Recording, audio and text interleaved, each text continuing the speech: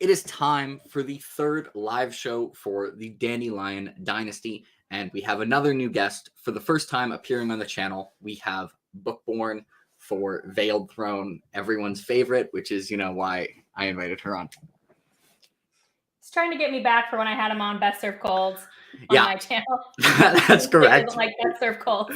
Yeah. I've only been on her channel once, and it's for a book I didn't even finish. So I'm like, I was inviting different people for all four, and I was like, who should I bring for Veiled Throne? And I was like, Bookborn. In fairness, Veiled Throne is my least favorite of the four, but I still really liked it. I gave it 4 stars. I'll say it's not my least favorite. I like it more than Grace of Kings. Wall of Storms is my favorite because Wall of Storms is insanity. And then, I actually like all right. Also, straight warning, we're gonna spoil all of Veiled Throne. So if you haven't read Veiled Throne, this is not a good place to stay. And my first question is actually every other, the other 2 books, I read it and I'm like, oh, that was really clever for the cover. I still actually don't. Am I being dumb? What is this? Well, this is, don't they have that's the crown thing that covers the face? And so that's the crown thing that he can't wear because Gia hasn't given up the throne yet. Oh, that's why it's the one he can't wear. That's what I thought it was when I was reading Wall of Storms, but then it never gets worn in this. So I was like, wait, is it something else? But yeah, no, I think it's just representing, because it's not on anybody. So I thought it was supposed to just be representing the emptiness of how he doesn't have it yet. Okay, that makes sense.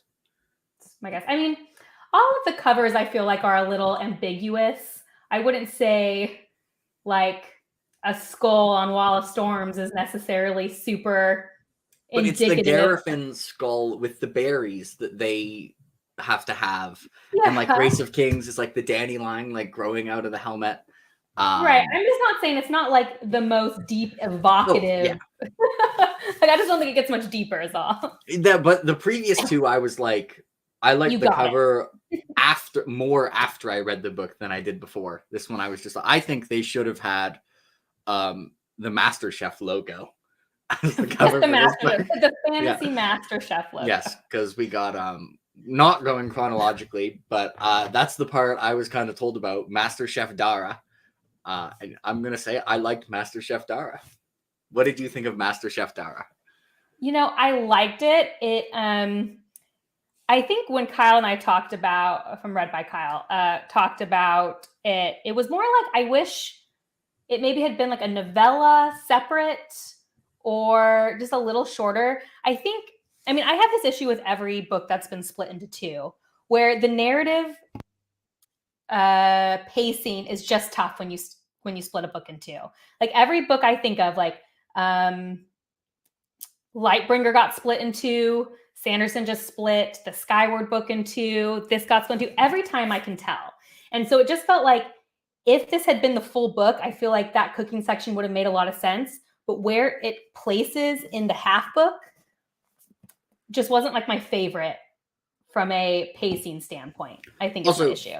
Can we just say, though, that of all the people who failed to make their big book one book, Ken Liu did fail the most. These are both 1,000 pages.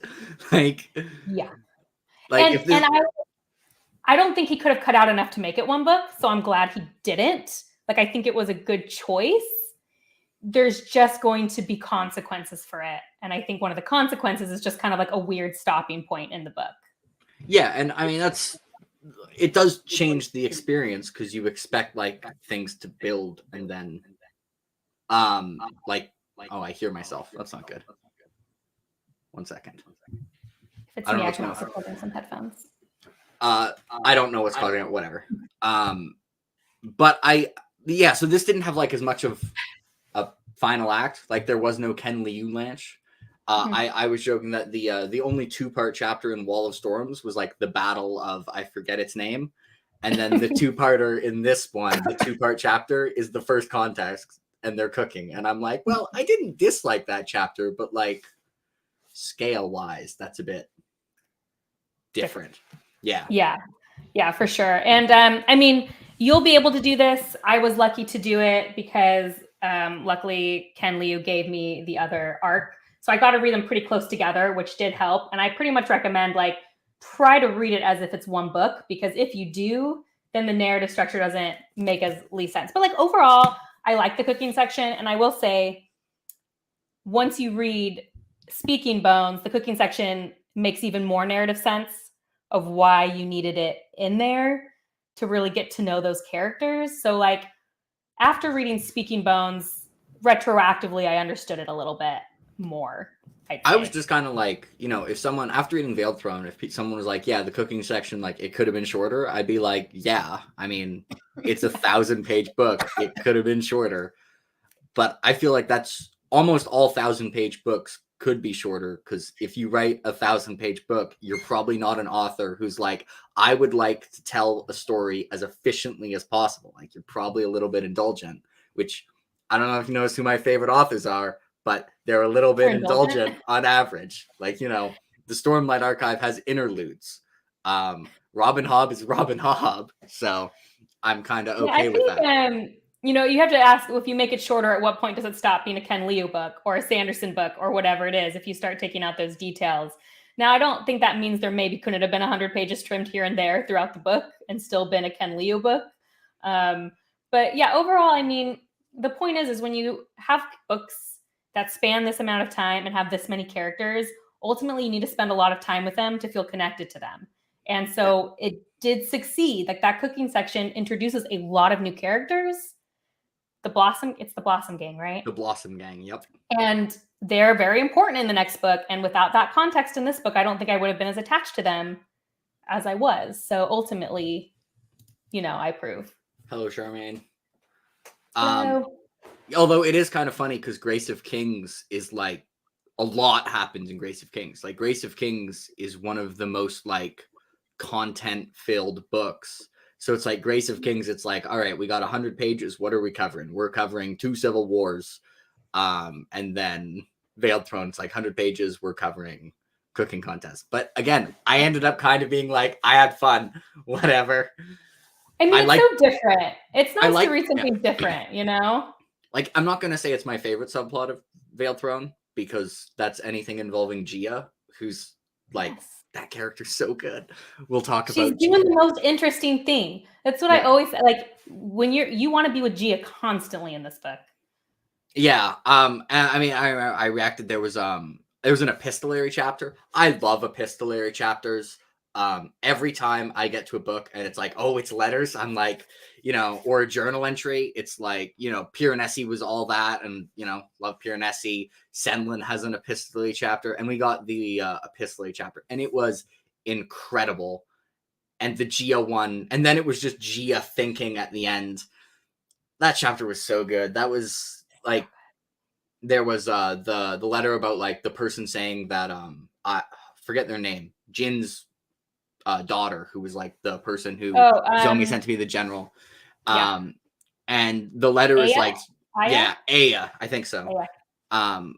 I forgot to go through the Dramatis person name before I started this. I'm gonna have to do that. Don't worry. That's why I have it. I'm like, because some of the names are so similar, and it's been like a second, so I will also need to check that. I'm also notoriously not good at names. I can remember plots. I can be like, describe the person, but I don't know what letters are. Usually I'm like that, but Aya is the name of someone I know. So it like really stuck in my head because like I imagined her because she's a teenager. So I was like, oh, I can just imagine the Aya I know in that character.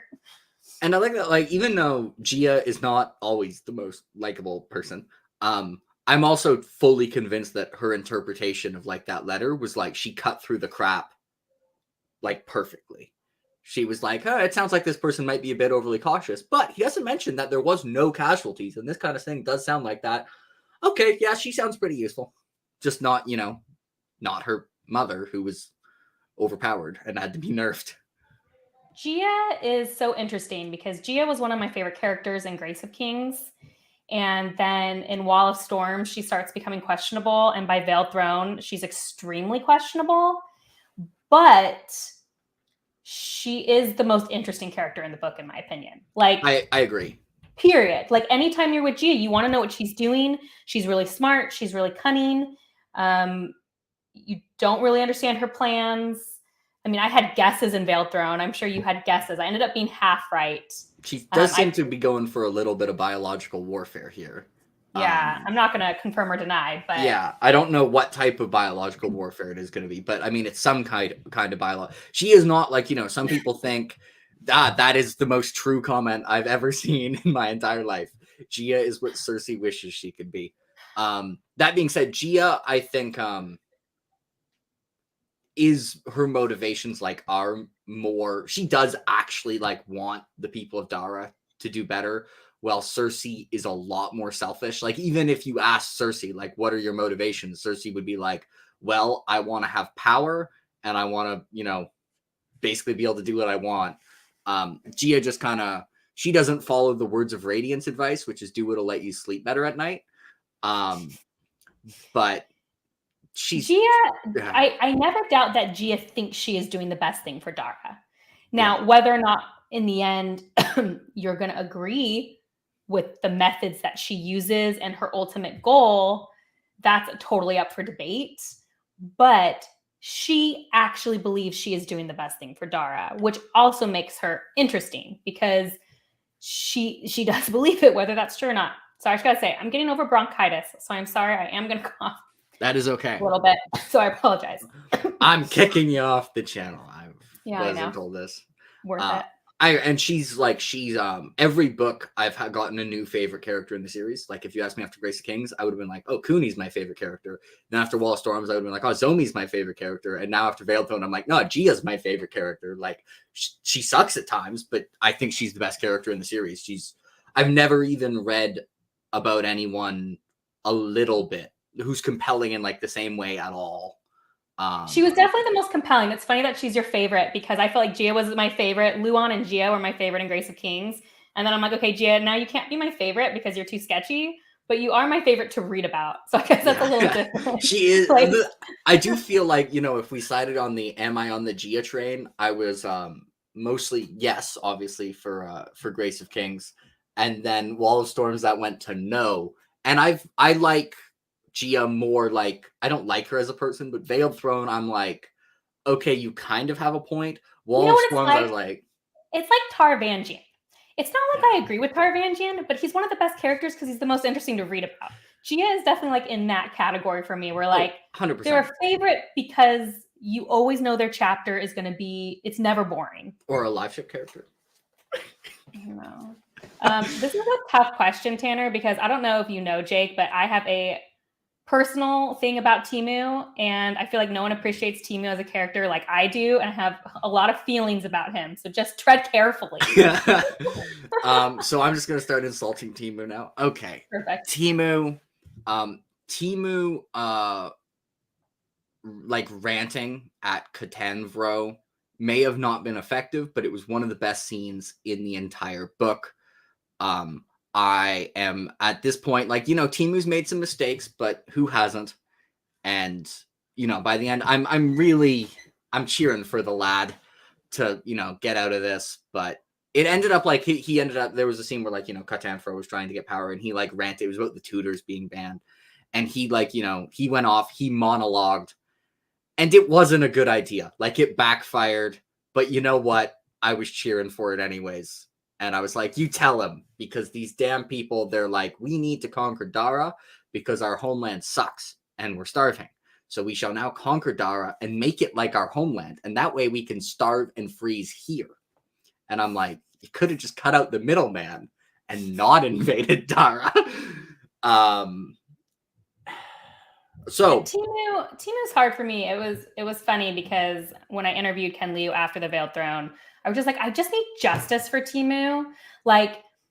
Teemu is one of the more fascinating characters in terms of how Liu wrote him, because he is taking what I would consider a typically female role in fantasy, which is Teemu has been the one, I don't want to get you demonetized, assaulted. Teemu was assaulted. Do you know how much little money I make from videos? It doesn't matter if I get demonetized. I don't want you to get in trouble for me saying that. But when I say assaulted, I think everyone knows what I mean. He's assaulted, but also does not recognize he's a victim. He blames himself. He thinks it's his fault. And then of all the siblings, he is the one who was the most rule following, who was the most for Dara, and now he's set up as this puppet emperor. It's so tragic for me, and I do find it very interesting how Liu explores how a man in that position, that's typically a female who is in that position, how we might view him differently, and how maybe we view him as less of a victim. I've seen some people act like Ti Mu is not like the biggest victim in this novel, and he's such a victim. He's a victim of everything. Like, and it's so hard for me to see people not like appreciate what a victim he is of the situation. Wait, there are Ti Mu haters out there? What? There's not Ti Mu haters, or just but like I think there are people who feel like it is his faults, like that he put himself in this position.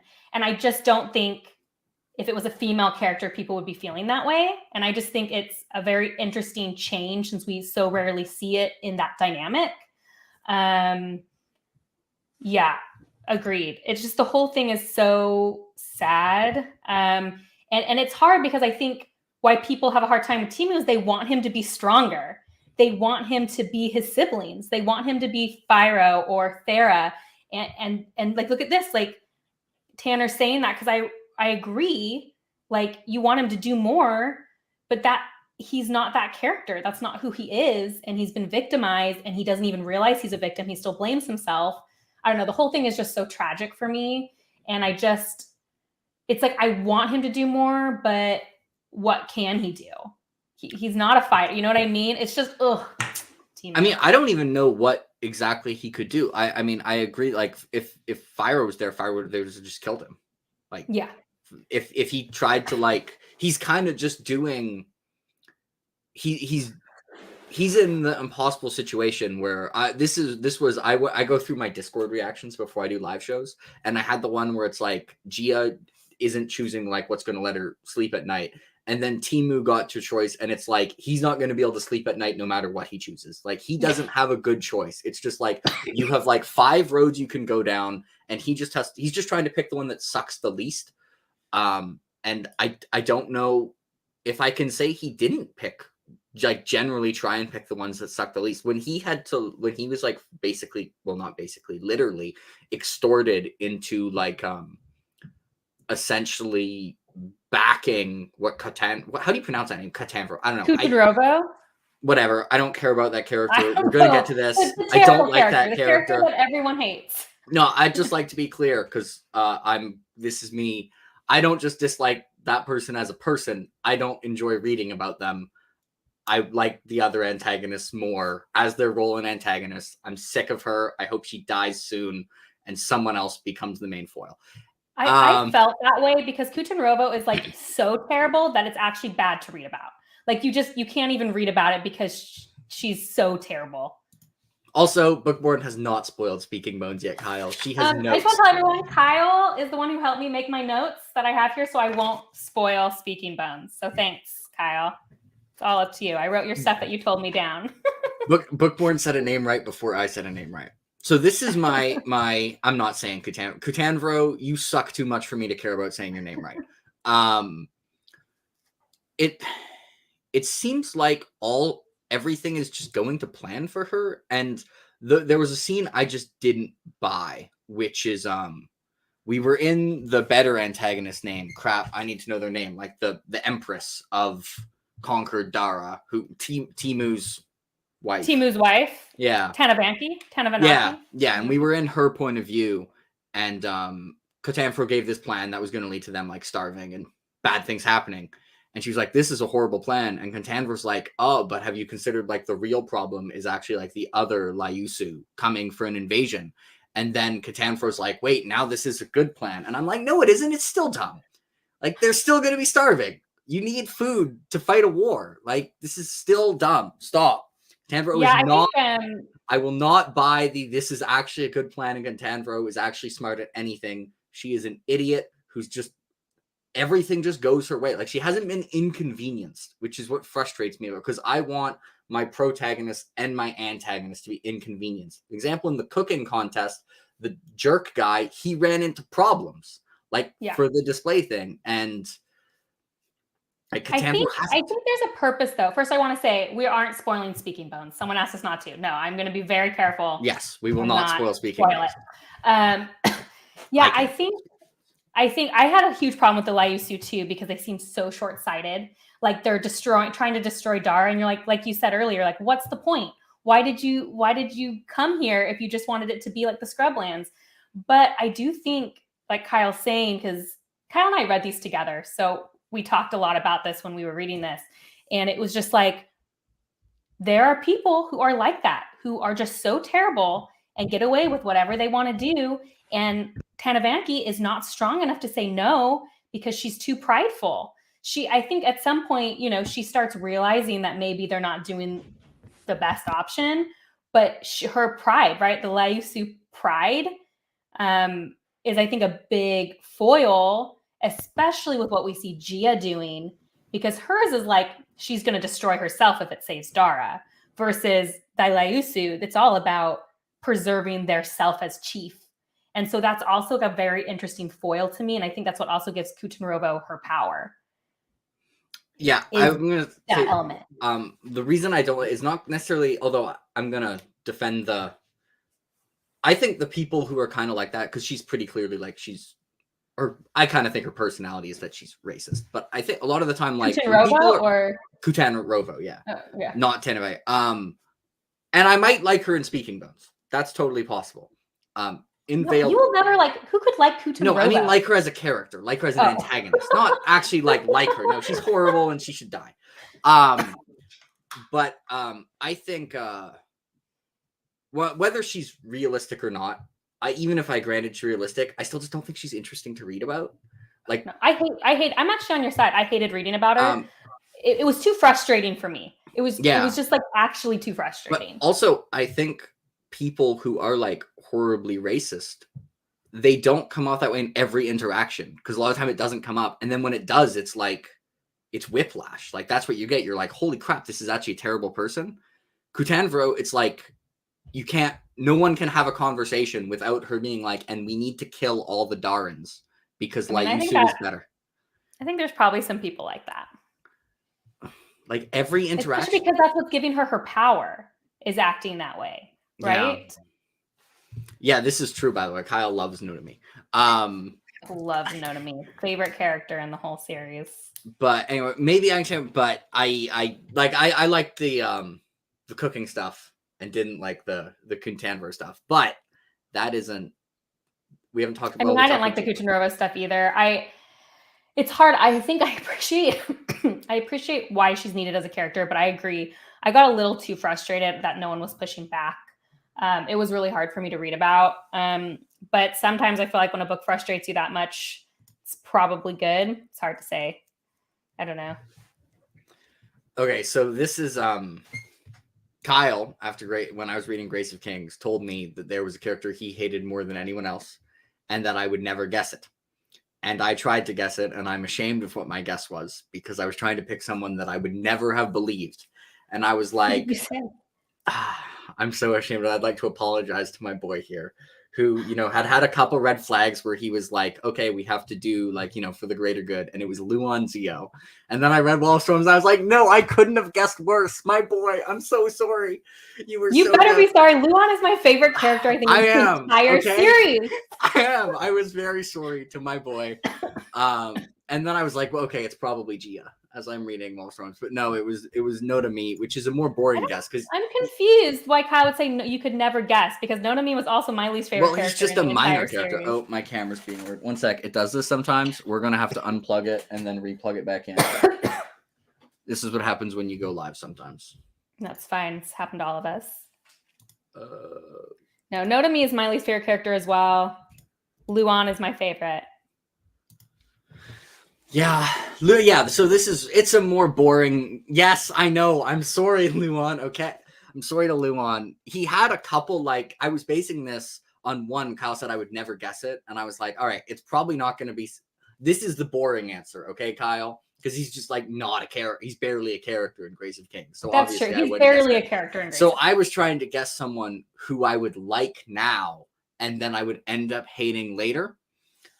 So my logic behind guessing Luan was he did go a little bit like Machiavellian at times. Like he'd encourage Cooney to do things like, I think he encouraged Cooney to betray Mata. I mean, I read Grace of Kings in 2017. Anyway, so he encouraged Cooney to like know. betray Mata. So I was like, and also I was like, if he was an antagonist, he's so resourceful that like he'd be really frustrating. But then I read Wall of Storms and I was like, I literally couldn't have guessed worse. Like the only guesses I could have been that would worse would be like Thera, maybe. You know what? Luan would be the worst guess, actually. I think I literally could not have guessed worse. Worse than Luan. Yeah, Thera's storyline ends up being very interesting in The Veiled Throne. I was very hesitant at the end of Wall of Storms with where her story was going to go, but I really like Thera's storyline, and I particularly love it in The Speaking Bones as it continues. It's just like a very, very good through line. What the hell was that last Thera chapter? Excuse me. I was like, can we please get a reunion with the children? I would like some happy things to happen. And then the last Thera chapter, it's just like 2 pages of Ken Liu just being like, I think I should hurt the readers.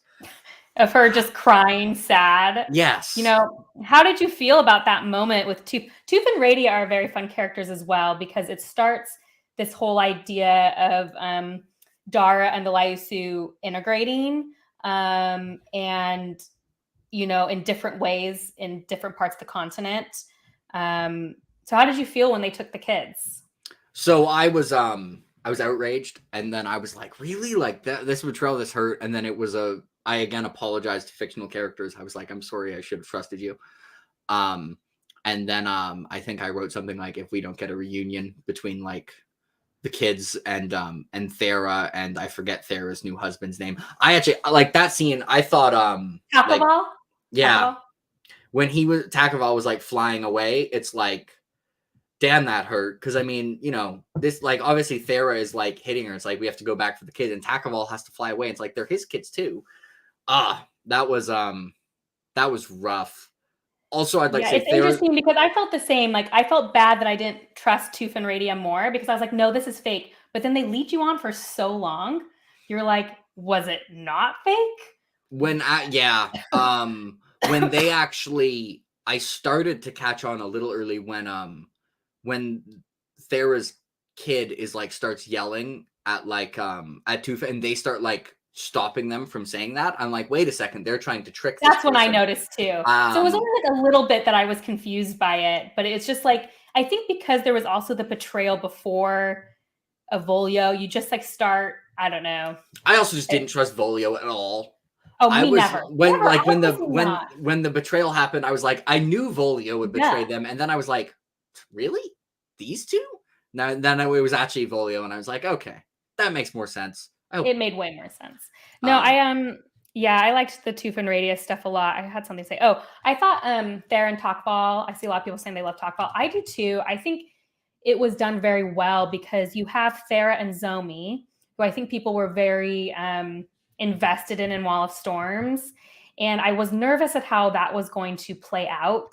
And I actually found it very sweet, the way Thera and Takoval's relationship forms. And I don't know, I just thought it was really well done. I thought it could have been done less well done, but ultimately I was really invested in like the relationship and life they were trying to build. And speaking of this plot, I have to give a shout out to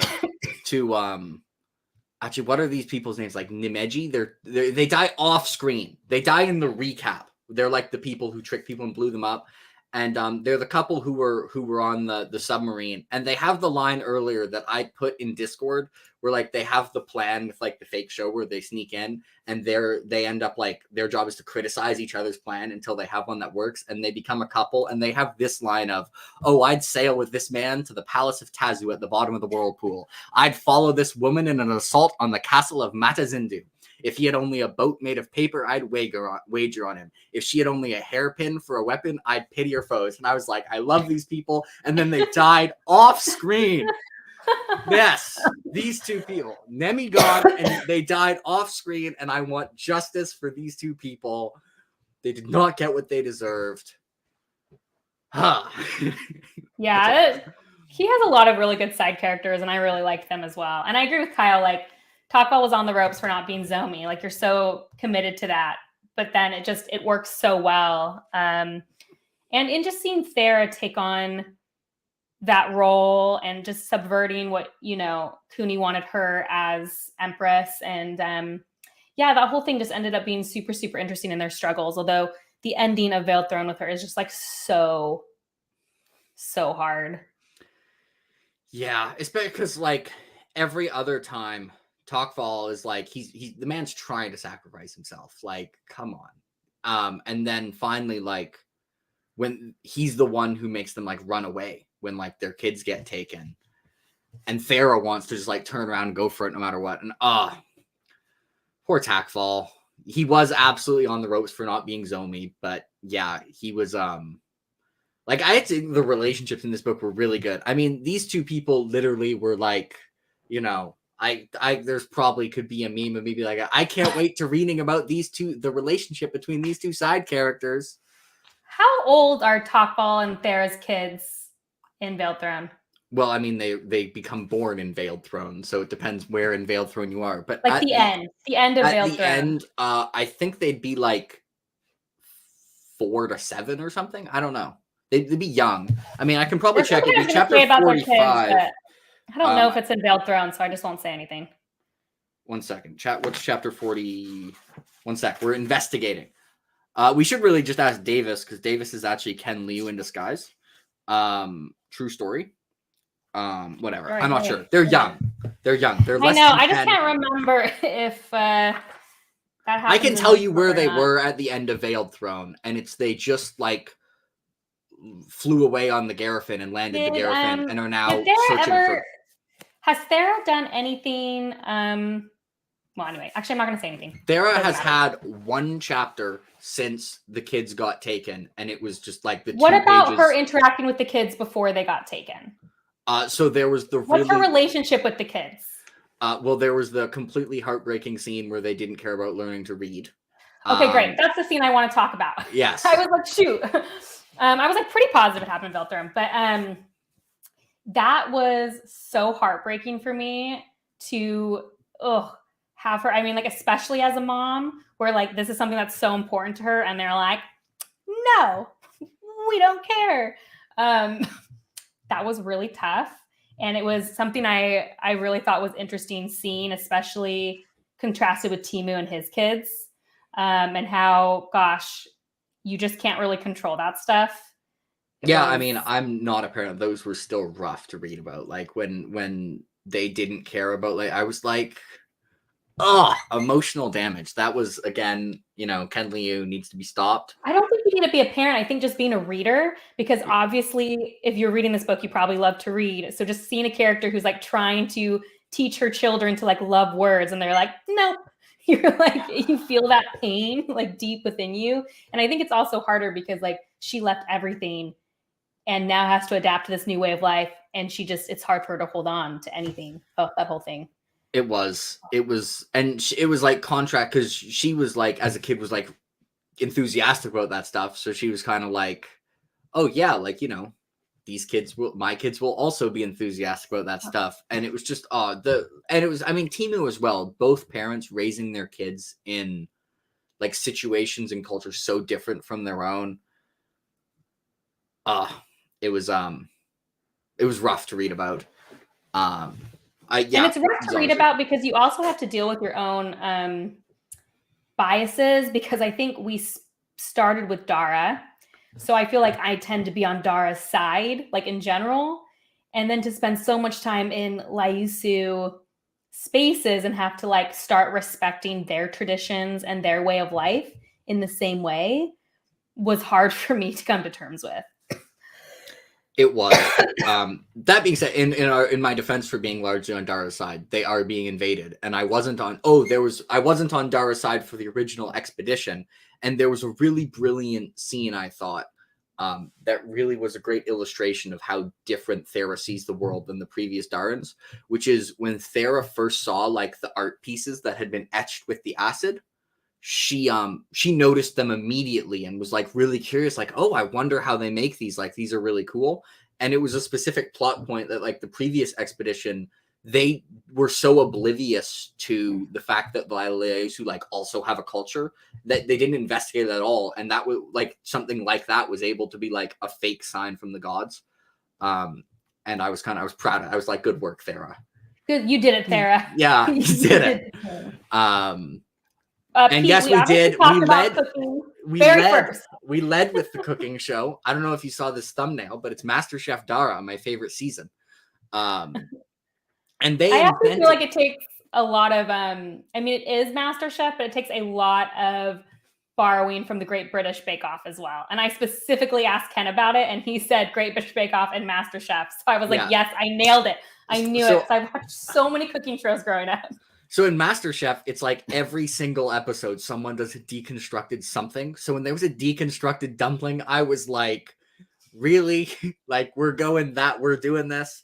And then I'd like to say they invented sous vide, creme brulee, and ice cream in like 2 days. And if that's not worthy of a win, I don't know what is. Gotta do what you gotta do. Like, they invented ice cream. I think that might make them national heroes.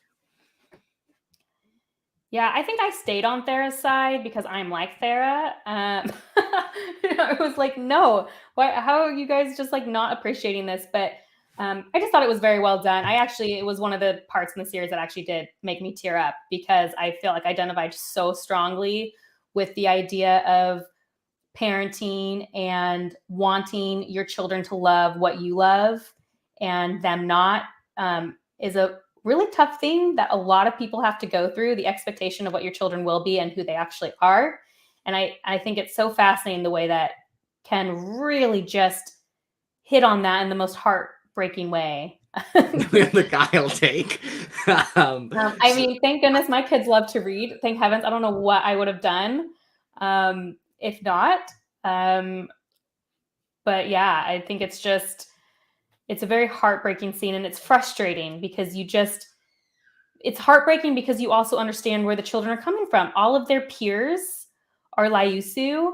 Why would kids don't want to be different from other kids. Never. I don't feel like I was on someone's side. I wasn't on like Thera or the kid's side. I was just like, well, this guy does sucks in general. Like, I was on Thera's side. I don't feel like they weren't combative with each other. It's kind of like, commenters, are you on Bookborn's side or are you on my side here? The kids were objectively wrong. That's the side. The kids were objectively wrong. That's true. Read a book, you fools. For not appreciating their mother. And not appreciating good writing. Yeah, they need to read a book, fools. Okay. Yeah, apparently everyone is on team. The kids were objectively wrong. Those damn 6-year-olds and what? And I mean, I agree with Pete. I think he does. I think it's not tragic unless you understand both sides. So the tragedy of it is in understanding the motivations of both sides. Otherwise, you just get Kuchenrova, who no one's on her side. So there's not as much tragedy in the same way there as the tragedy of understanding that. I really am looking forward to her dying. Like, if she doesn't die, I might retroactively give Veiled Throne 1 star and we can do this again. And I can be like, it is my least favorite now. I'm just kidding. It's not getting 1 star because of Thoriu, who we haven't talked about yet. I probably said that name wrong, but the god who became immortal. Oh, I can't believe I've talked about her yet. Yes. Didn't actually, we didn't really hear much from her in the last third of this book. So when there was, the big attack, I was like, is Thoriu okay? Because that's one of the most genius... Tanner, do not even say that as a joke. That's the end of the series. You come to understand that Kuchenrova had some actually, good points. And she becomes queen, and you love it, actually. By the end, you're like, oh, this is the right choice. I think I'm going to need a new co-host. Pete, do you want to be on here? I might be removing Bookborn from this. Okay, Thoriu, though. Thoriu is one of the most genius ideas for a character that I have ever seen. Her first chapter is mega brain. Also, Ryan, these people are lying. Katambro does not become... Or are we? Are we hiding behind the idea that we think you'll think it's a lie? No, you're not doing that. You could do that, but Ken Liu isn't going to write that. You don't know? No, it's not a thing. It's not happening. Yeah, I was also disappointed that Thyro wasn't more in the end of Veiled Throne. Again, I think that's another thing where when you cut a book in half, you start missing some things. But yes, I agree with Kyle. Thoriu, I love the way that Ken did the gods in this whole series. It's so fascinating to see how they have like their favorites and then how things are changing because of the Liusu. True story. Liusu. And then to see a god want to come down and forget everything and be mortal, that journey is just so fascinating in the grand scheme of the story. It is. So I was really busy being mad at this comment. That's fine. You got to accept it, Jake. You'll be happier if you just start accepting it. First off, if it was 1,000 pages to accept Queen Katanrovo, that would imply she became queen on like page 2, and then you had 1,000 pages to accept it, which is total BS. So you would have had that most like it would have happened at the end of the book. You have like 100 pages. So even this explanation makes no sense. And if I hadn't already banned Kyle jokingly in one of these live streams before and realized then that I couldn't unban him and it would ban him for like 10 minutes. I did it did it for like 5 or 10 minutes and it was annoying. I'd do it again. Okay, back to Thorio and the gods in general. I agree. The way the gods interact with the world is brilliant. How they're supposed to have this thing where like they're not allowed to intervene, but they keep like really pushing the limits, and then the other people are like, hey, what happened to no intervention? And they're like, it's just my job. I'm just doing my job. It's fine. Don't worry about it. And they're all doing that. And they all miss. I forget. What was the god's name who became Thorio? I don't remember any of the gods' names, but I know he was. We can look at the gods. Actually, I would recognize it. I'll know when I see it. All right, gods of Dara. Lutho. Lutho. I just saw it too. I was like, it's definitely Lutho. Yeah. All right. Yeah, this is how it actually ends. Gia and Katanrovo were like, oh, that cooking contest was a good idea. Let's do it again for the domination of Dara. And Gia loses. But no, Gia would win. 2, Gia would just poison everyone. And then be like, I win now. What are you going to do? Lutho is the MVP, and so is Thorio. Lutho was definitely the best god. I'm so excited for more Thorio. I'm assuming we're going to get quite a bit of Thorio. Thorio has a very great arc in Speaking Bones. Thor's like the type person you wouldn't come up with Thorio and then be like, you know what? We actually shouldn't spend that much time with this person. I will say, the only thing I'll say about Speaking Bones is I was like, everyone got their story. Like, there's not a single character that I was like, man, we really just never got to get an ending. So that felt good. Like, everyone gets an ending. An ending. Now I would say everyone gets an amazing ending, or like a good ending for what needs to happen, except one character. Which is Katanrovo, obviously, because she becomes the queen of Dara. Because she becomes queen. Yeah. But no, I already told you that I've learned to love that. So. Okay. So that's not the one that doesn't. Okay. You're right. So I'm sure I'll accept it and I'll be like, yes, what a brilliant redemption arc. That's all what it's about, redemption. Now, are you going to read Speaking Bones pretty soon? Yes. Yeah, I was waiting to do this chat, and then this finally showed up today. So that's going to happen. So you got to do that. Yeah, first. Book Depository was being very slow. So that's only going to take like a couple days. Yeah, so I'm going to read the book I'm reading right now, which is rereading for the book club, and then Lost Metal, and then Speaking Bones. Okay. The Speaking Bones. I'm really excited for you to read Speaking Bones. It's really good. It's hard, like I said, because I read them close together. I kind of think of them as one book sometimes, because it is like such one narrative structure that it's like hard for me a little bit to separate what's happening.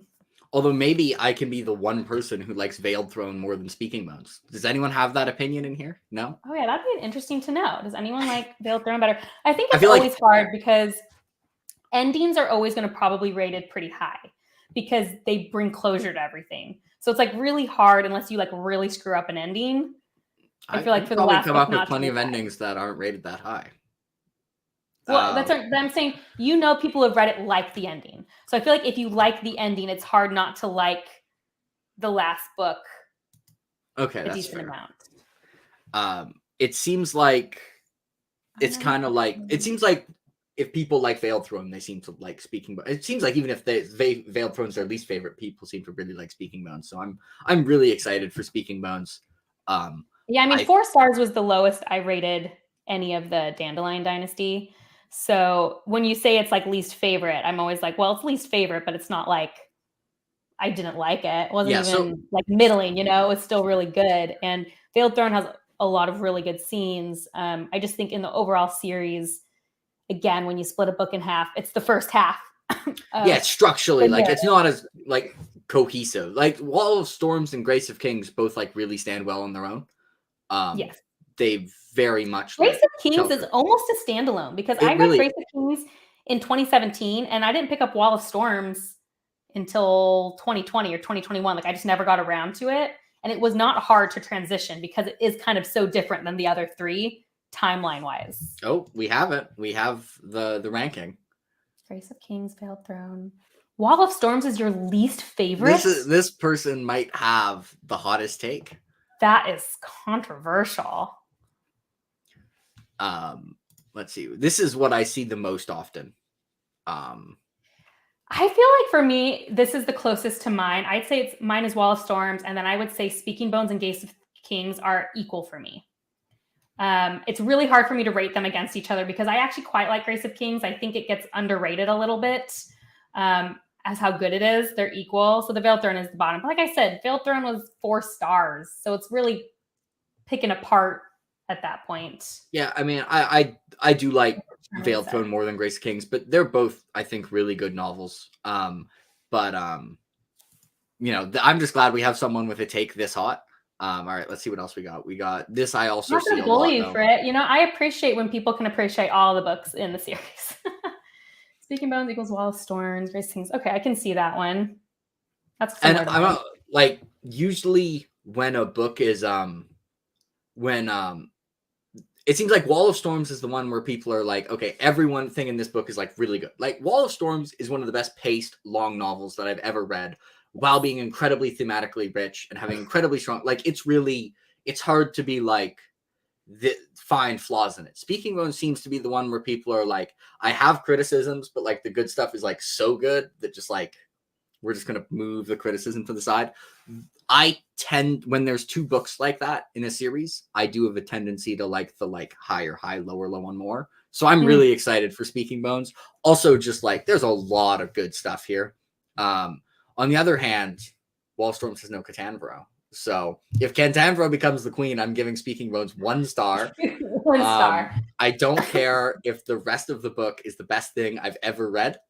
My review will be like 60% of this book is a 10 out of 10, but it gets 1 star because of the dumbest thing ever. It is, you're right though. Speaking Bones does have such high highs, and Speaking Bones, I think, has probably, in my opinion, the best paragraph of any book. And it's something I know you will like because it's one of those, it's like a book or something, or like a diary section. Like it's it's epistolary. Let's go. It's like, yeah. And I think it's probably one of my favorite parts of the entire series. So I'm very excited for you to read that part. Yeah, and I agree with Tanner. It's just hard to beat when all the threads come together, and he does do such a good job of like, especially thematically,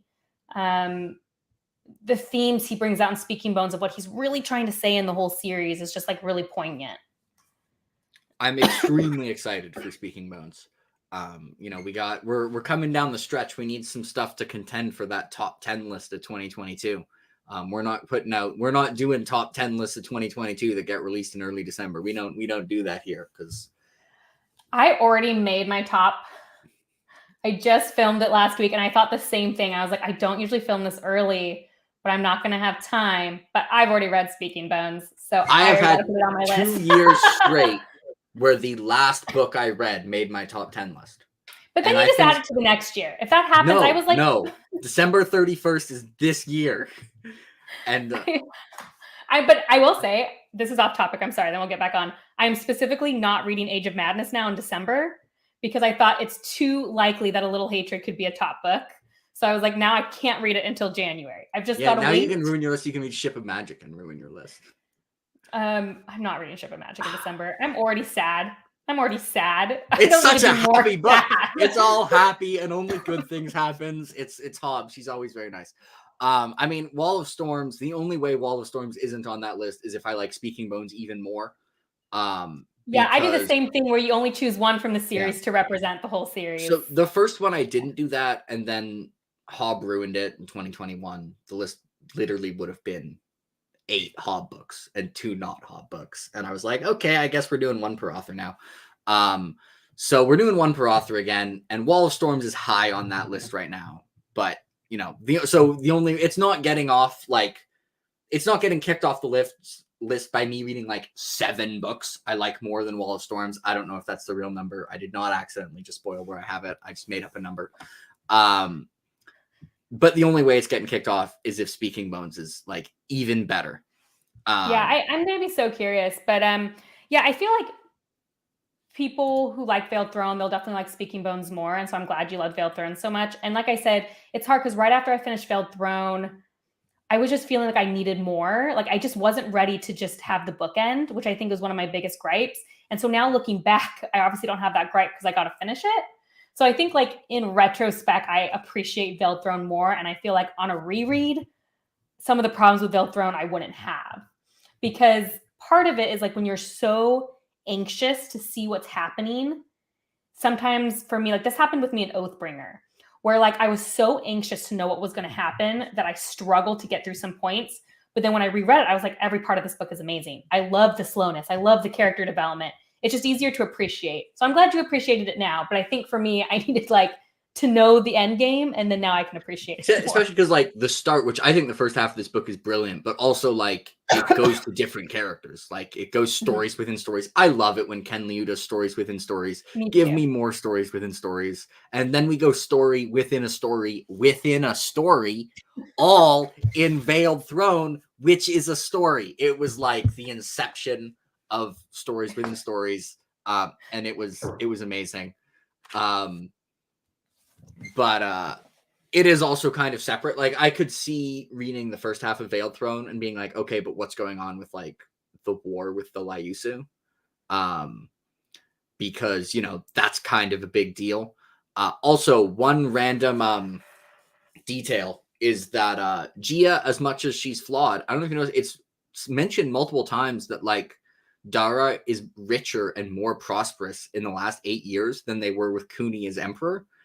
Now it could just be like, you know, they could have gotten luckier with weather and had better like harvests, but it's also just possible that Gia's a better administrator. I think that's the tough thing with Gia is I think what makes her such an interesting character is she is doing things that it's hard as a individual human to be like, that's morally irreprehensible. Like the stuff that she is doing morally is like stuff I'm very against. But when you see it getting results, you question it, especially when you compare it with Cooney, who also did things I morally didn't agree with. But I think Cooney's charisma and the fact that it's war, people tend to be like, well, it's war. And Gia is kind of doing like war in the office, war in the administrative. And it's interesting how as people, we react differently to that. So I think that's very interesting that you picked up on that, because I do think that's a key thing you have to think about going into Speaking Bones is like, what's Gia's legacy going to be? And are you going to agree or disagree with it? And are the means justify the end? It's just very interesting. I mean, this happens for like history all the time, like monarchs or emperors, and it'll be like, okay, this person kind of sucked, but like they were good at their job. Gia is like, as an employee, she's the employee of Dara. If she had her like, you know, mid-year employee report where she sat down in the office, it's like, okay, so you've actually been a really good employee this year. You would be viable for promotion, but you're actually already have the highest office that's available. You've done very well across the board. Like her employee review is like, you're doing a great job, but also she just kind of sucks. Like, yeah, and it's you know, Ken Liu got a lot of inspiration from history, and he talks about the people in history who have been like a Gia and the complicated relationship, you know, we have with them. So yeah, she is just by far the most fascinating character in the story. And I'm so interested to hear your conversation. Who are you having on for? We have Kyle. Kyle for the last one. Okay, that's what I thought. Be so interested to hear you guys talk about Gia after Speaking Bones, because it's like, you know, when Charmaine was reading, I was like, we really can't talk about Gia until literally the book is over. Like, we can't have a discussion about her because her story is just so interesting. Yeah, and it's like, morally, I don't think she's justified. Yeah, and Charmaine, I don't think that's the point. I don't want to make any comments just because you haven't read Speaking Bones, but I think there have been a lot of people in history who accomplished great things and were very bad people and did very bad things. I mean, Julius Caesar. I mean, I don't know if you've found read about out Julius Thomas Edison isn't a very great guy. Julius Caesar, is like, he would just be like, you know, oh, we're struggling, like, this army won't meet me in battle. I'll just go like kill a bunch of civilians, and then they have to.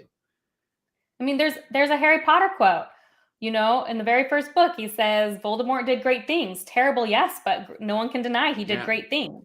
And there are a lot of people in history like that. And I think Gia, well, we'll see. You might not agree. It'll be interesting to see if you agree. But for me, you know, it's one of those things like, yeah, I guess Gia had results. I also think she's a terrible person and did terrible things. Where does it go? Yeah. But she's trying to avoid people having to wield the grace of kings. That's such a good, like, by the way, in world, like, expression of wielding the grace of kings. Also, for the based on history, that's part of my favorite chapter. They go into that a lot in Speaking Bones, and it's just such an excellent through line. Have you seen me rant about the Goodreads review of Grace of Kings? No, but I'll rant with you about it. It's so low. What is it right now? No, I don't mean the rating in general. I mean a specific review. It's one of the top ones, and it's a 1-star review of Grace of Kings.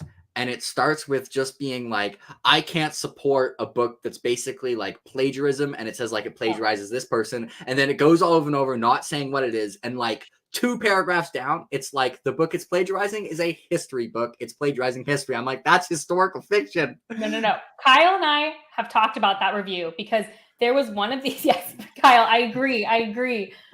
There was somebody who was stalking like my videos about the Dandelion Dynasty saying that. And I literally was like, have you read any American fantasy? You know how much American or Western-centered fantasy borrows from history? Like, so much. And all of a sudden, just because Ken Liu is borrowing from Chinese history, it's plagiarism? That's the point. Also, yes, have you heard of historical fiction, you idiots? Like, it's an entire genre. Fiction.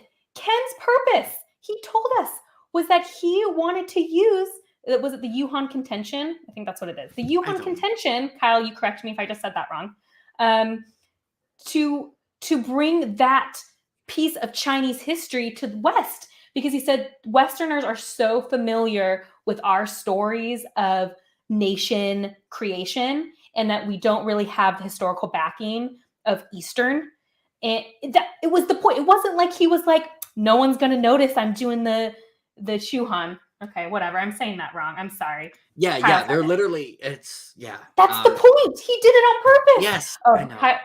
Jake, you can't get me this mad. It's so stupid. It's my least favorite review of any novel that I've ever seen.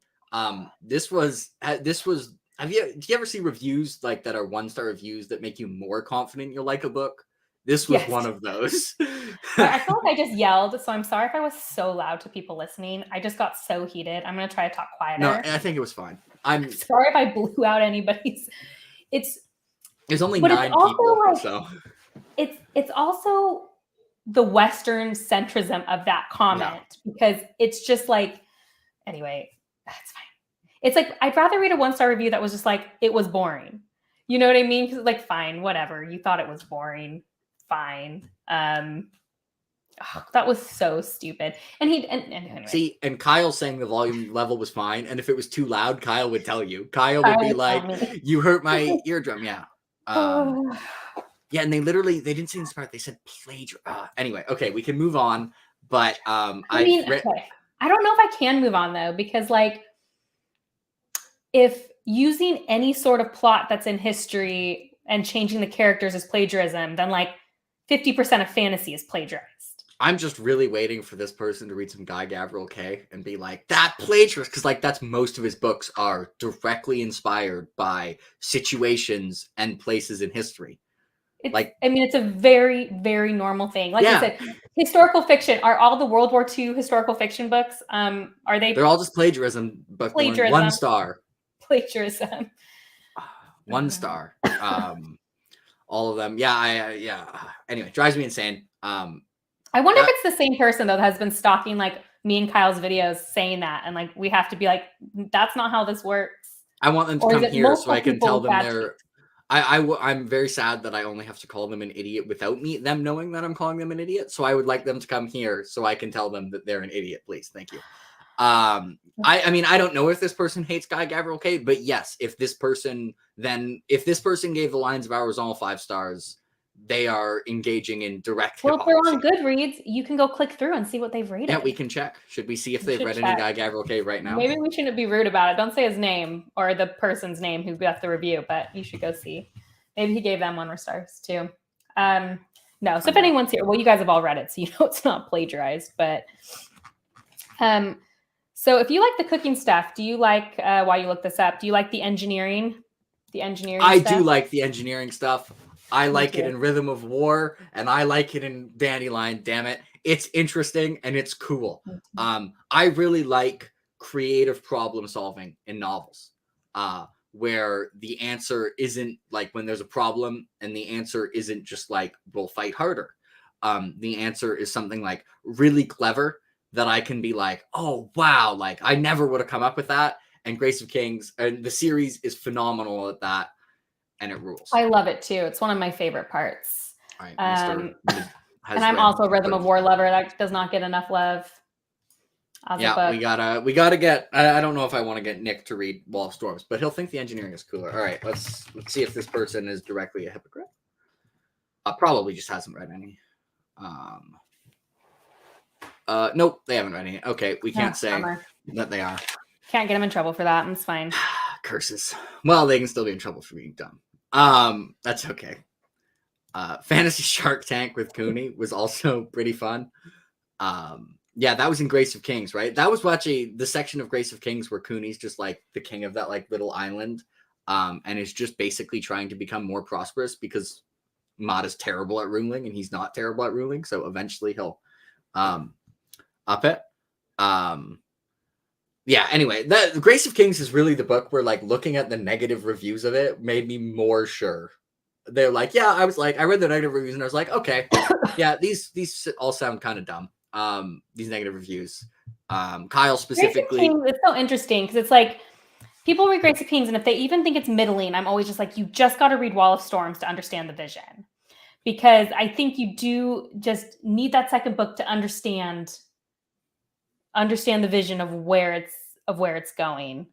Because even when I read Grace of Kings, I actually remember when I did my review. I mean, I wasn't on YouTube or Instagram or anything, just my own personal internal Grace of Kings review.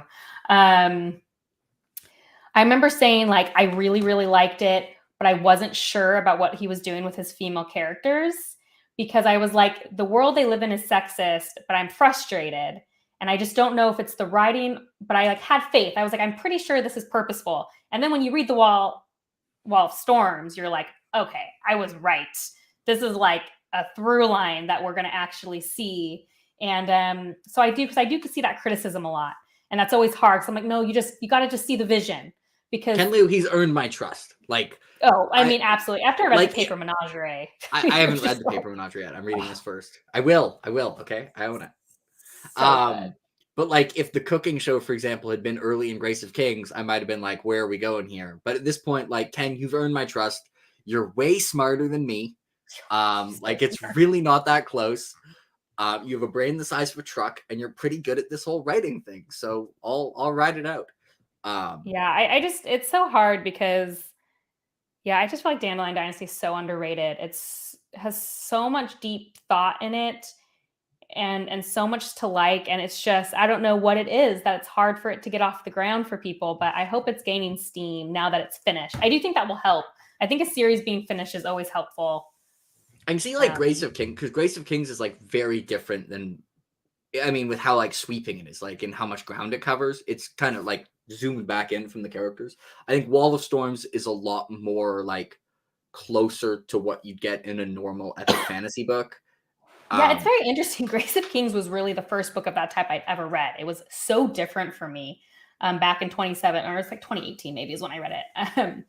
To read that and like, because it's so, like you said, high level, and it's so sweeping and covers so much. It was just such a unique reading experience. But once you get used to that, I ended up really, it makes you feel like you're actually experiencing history. I think that's the best part of the Dandelion Dynasty, is like you get to experience history. You get to see continents and cultures become modern. That's what Ken always says. It's about how does he say it? Modernity. I can never say that word. I don't know. And yeah, anyway, and I think the Veiled Throne does a really good job of like hinging into that next part. I mean, this is Luan Erasure. It is Luan Erasure, but I will say he has some of the best female characters in any fantasy I've read in by the end here. I think if I update my top 10 characters, I think right now Gia is making that top 10. Jin, not Jin. I really like Jin a lot. Yeah, I like all of them. I think Gia's the most interesting and the most complex. She is the most interesting. She's both morally and psychologically complex, which I think is different.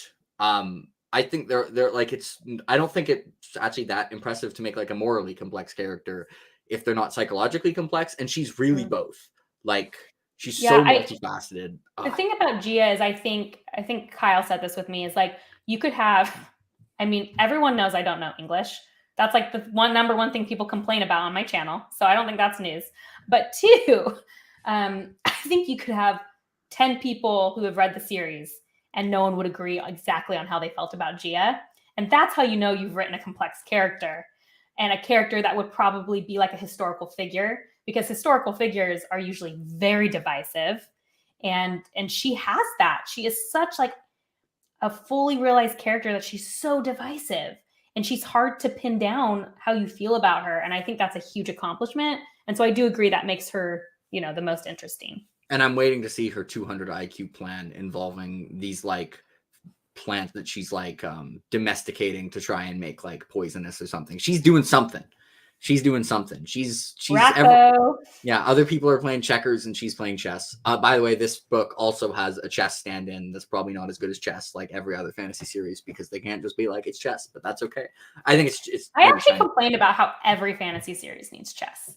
Can we move on? Like, is there another game we can move on? No, chess is the best game. We're good. We can keep it. Oh, absolutely. I think you could. I don't even think either essay would be like that hard. Like, you'd have so much for both. Yeah. So this is why, like, Gia is Ken's favorite character. Kyle, correct me if I'm wrong. I think that's what he told us. Well, Gia should be Ken's favorite character, because that's kind of interesting. So a lot of the time, people who kind of suck aren't quite my favorite. Like, for Live Ship, there's a character who I think is the most complex, but isn't my favorite because he sucks. Is that Kyle? No. Oh. Kyle I hate. I think Kyle is, but he's not as complex. It's Kenneth, who's more complex than Kyle. Kyle is just the worst. I'm sorry, Kyle. I'm biased against the name Kyle now. But I like some of the other people more because I'm like cheering for them. But Gia gets past that because I mean, there's some characters I'm rooting for who I still really like. Like, I really am like Zomi. I think Zomi's a brilliant character. I forget his name, but like Zomi's half brother who's in trying to get the Blossom Gam. I really like his character. I like all Cooney's kids. I think they're all really good characters. Thorio, as mentioned, I know I'm saying these wrong. I also can't English. I had a video. I know who you're talking about. I had a video talking about Targaryen monarchs, and now people months later are like, you said Rhaenyra wrong. And I'm like, of course I know how to say it now. There's a TV show about it. You didn't know how to say it when this first came out, damn it. But yeah, I can't pronounce things. I try. Sorry, everyone. There's too many characters in fantasy. I pronounce them all wrong. And here's the thing. They're not real. And if you don't have a TV show, I don't care. And you know what? I know he gives you this pronunciation guide at the beginning, and I've read it so many times, and it just doesn't even matter. So it it doesn't matter. You know who I'm talking about. Because he has a whole note on like. Yeah, I've read it. The syllables and I've read it so many times, and it just doesn't matter. Yeah, I try, but trying is step one to failing. Is there any plot line that we haven't talked about? I'm going through the book in my head. Teeth on the Board. Have we talked about Teeth on the Board? We haven't. Yet? I briefly mentioned it when I got asked about Temu, because I thought like the Teeth on the Board was like, and then his like kind of rant was amazing. We have not talked about Teeth on the Board, which was, as a in-world expression, like it's pretty brutal. But that section, like where Temu then kind of yells at them, was so good. Yeah, it is. It's metal AF. Pete summed it up better than I could. It's I really believe that Ken has some of the best in-world phrases of any fantasy series I've read. Phrases that like I actually feel like affect me. Like that's why this is my Universe is Noble t-shirt. Because I absolutely love what? Yeah, it's my Dandelion Universe is Noble sweatshirt. And universe between like the Universe is Noble, weigh the fish, do the most interesting thing, and then Teeth on the Board. Those are like literally 4 phrases you could live by in your real everyday life. And I think about them constantly. And that Teeth on the Board scene was so good. Also, I like the Universe is Noble because there's a lot of fantasy authors, and I also like there who kind of have fantasy deliberately to make the universe not knowable. Like they're having like magic is unknowable. And I do really like it also seeing go the other way, like really well. This I think is another big appeal of like the Cosmere, that it is all, it might be really hard to know, but it's possible to know. Well, it's just the idea of the scientific principle that if you want to know something about the world, it's possible to make it knowable. And it might take work and it might not, like you said, be immediately clear, but it is possible to know the universe. The idea of that is just very inspiring for me, which is why I chose that as my Dandelion quote.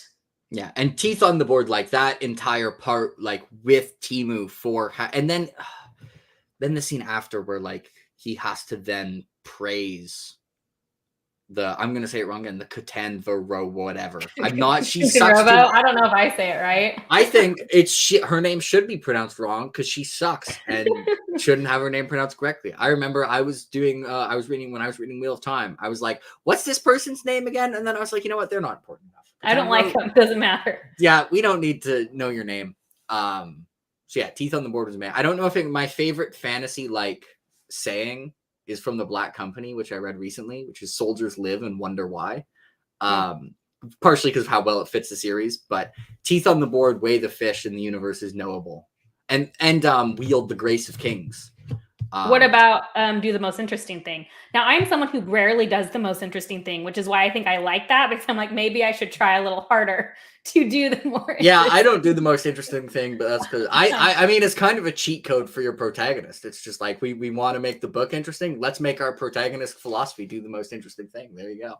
How to make it not boring. I think, like you said, those Ken's ability to make deeply flawed characters that you still really root for and find interesting, because, you know, Cooney, it's hard not to like Cooney, but it's not necessarily like Cooney's like someone you can say is a perfect hero. No, you can't say, you know what I mean? He made a lot of questionable choices. And so anyway, overall, it's just the way in the Veiled Throne, you really see that coming together, and especially seeing a new generation is really fascinating.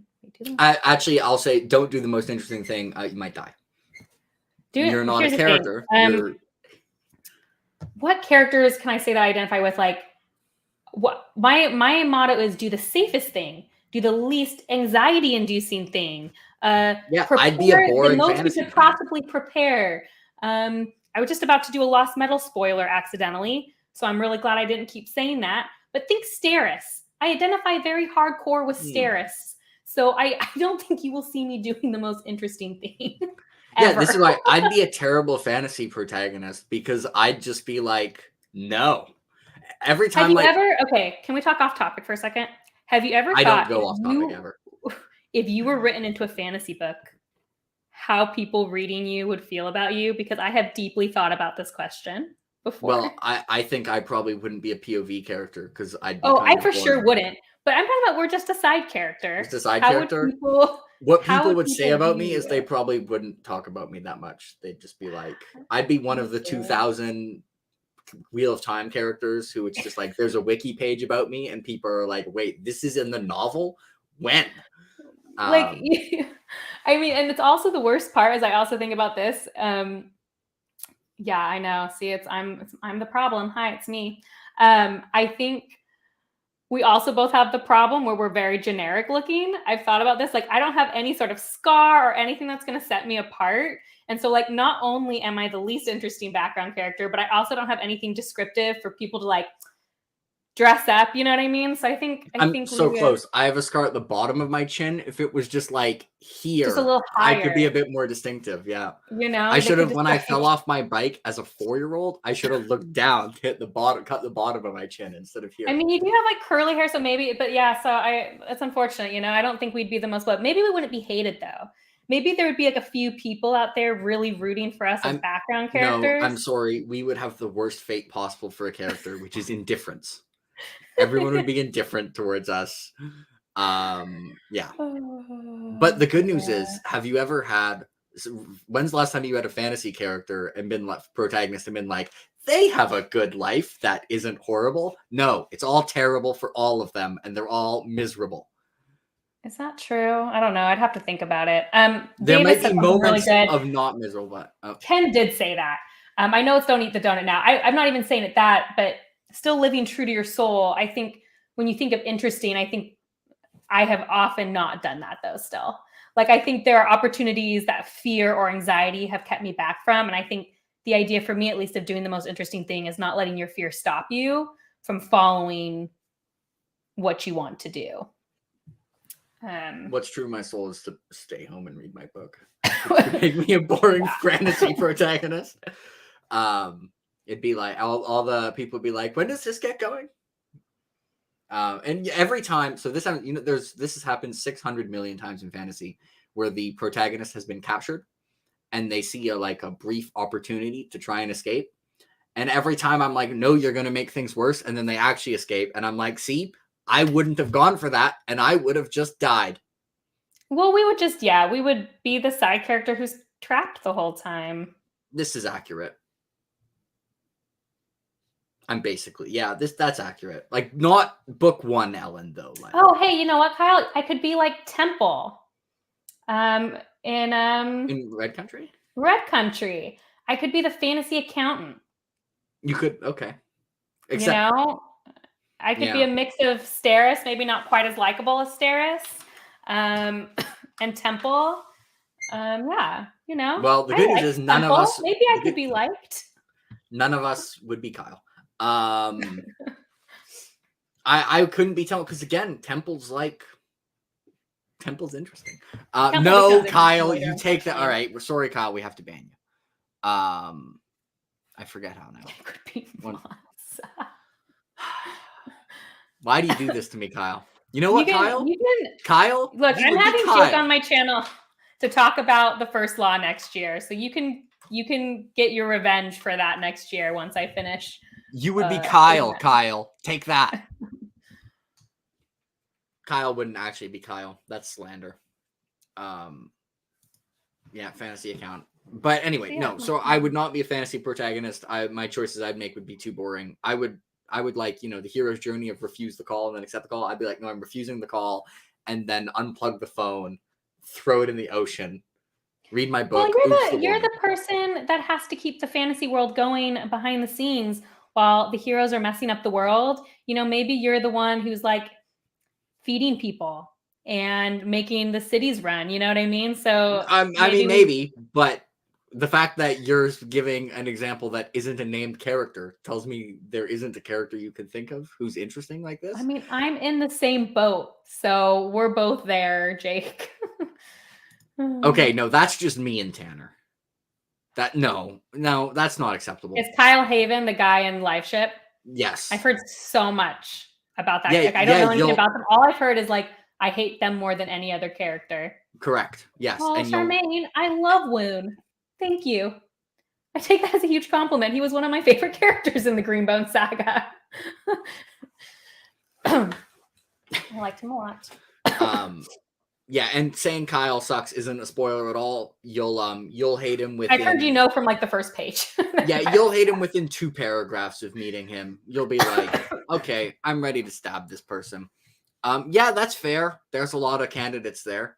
But have you considered Kyle's the worst? And I think, you know what? This is what is probably happening, because it's like the oh, thanks. This is making me feel good. Thank you. I'd like to be Woon. I feel very good about that. He's very cool in my mind. It's like the difference between a Voldemort and a oh my gosh. Umbridge. My brain. Thank you. My brain just like totally died. Yeah, Umbridge. I call him adult fantasy Umbridge all the time.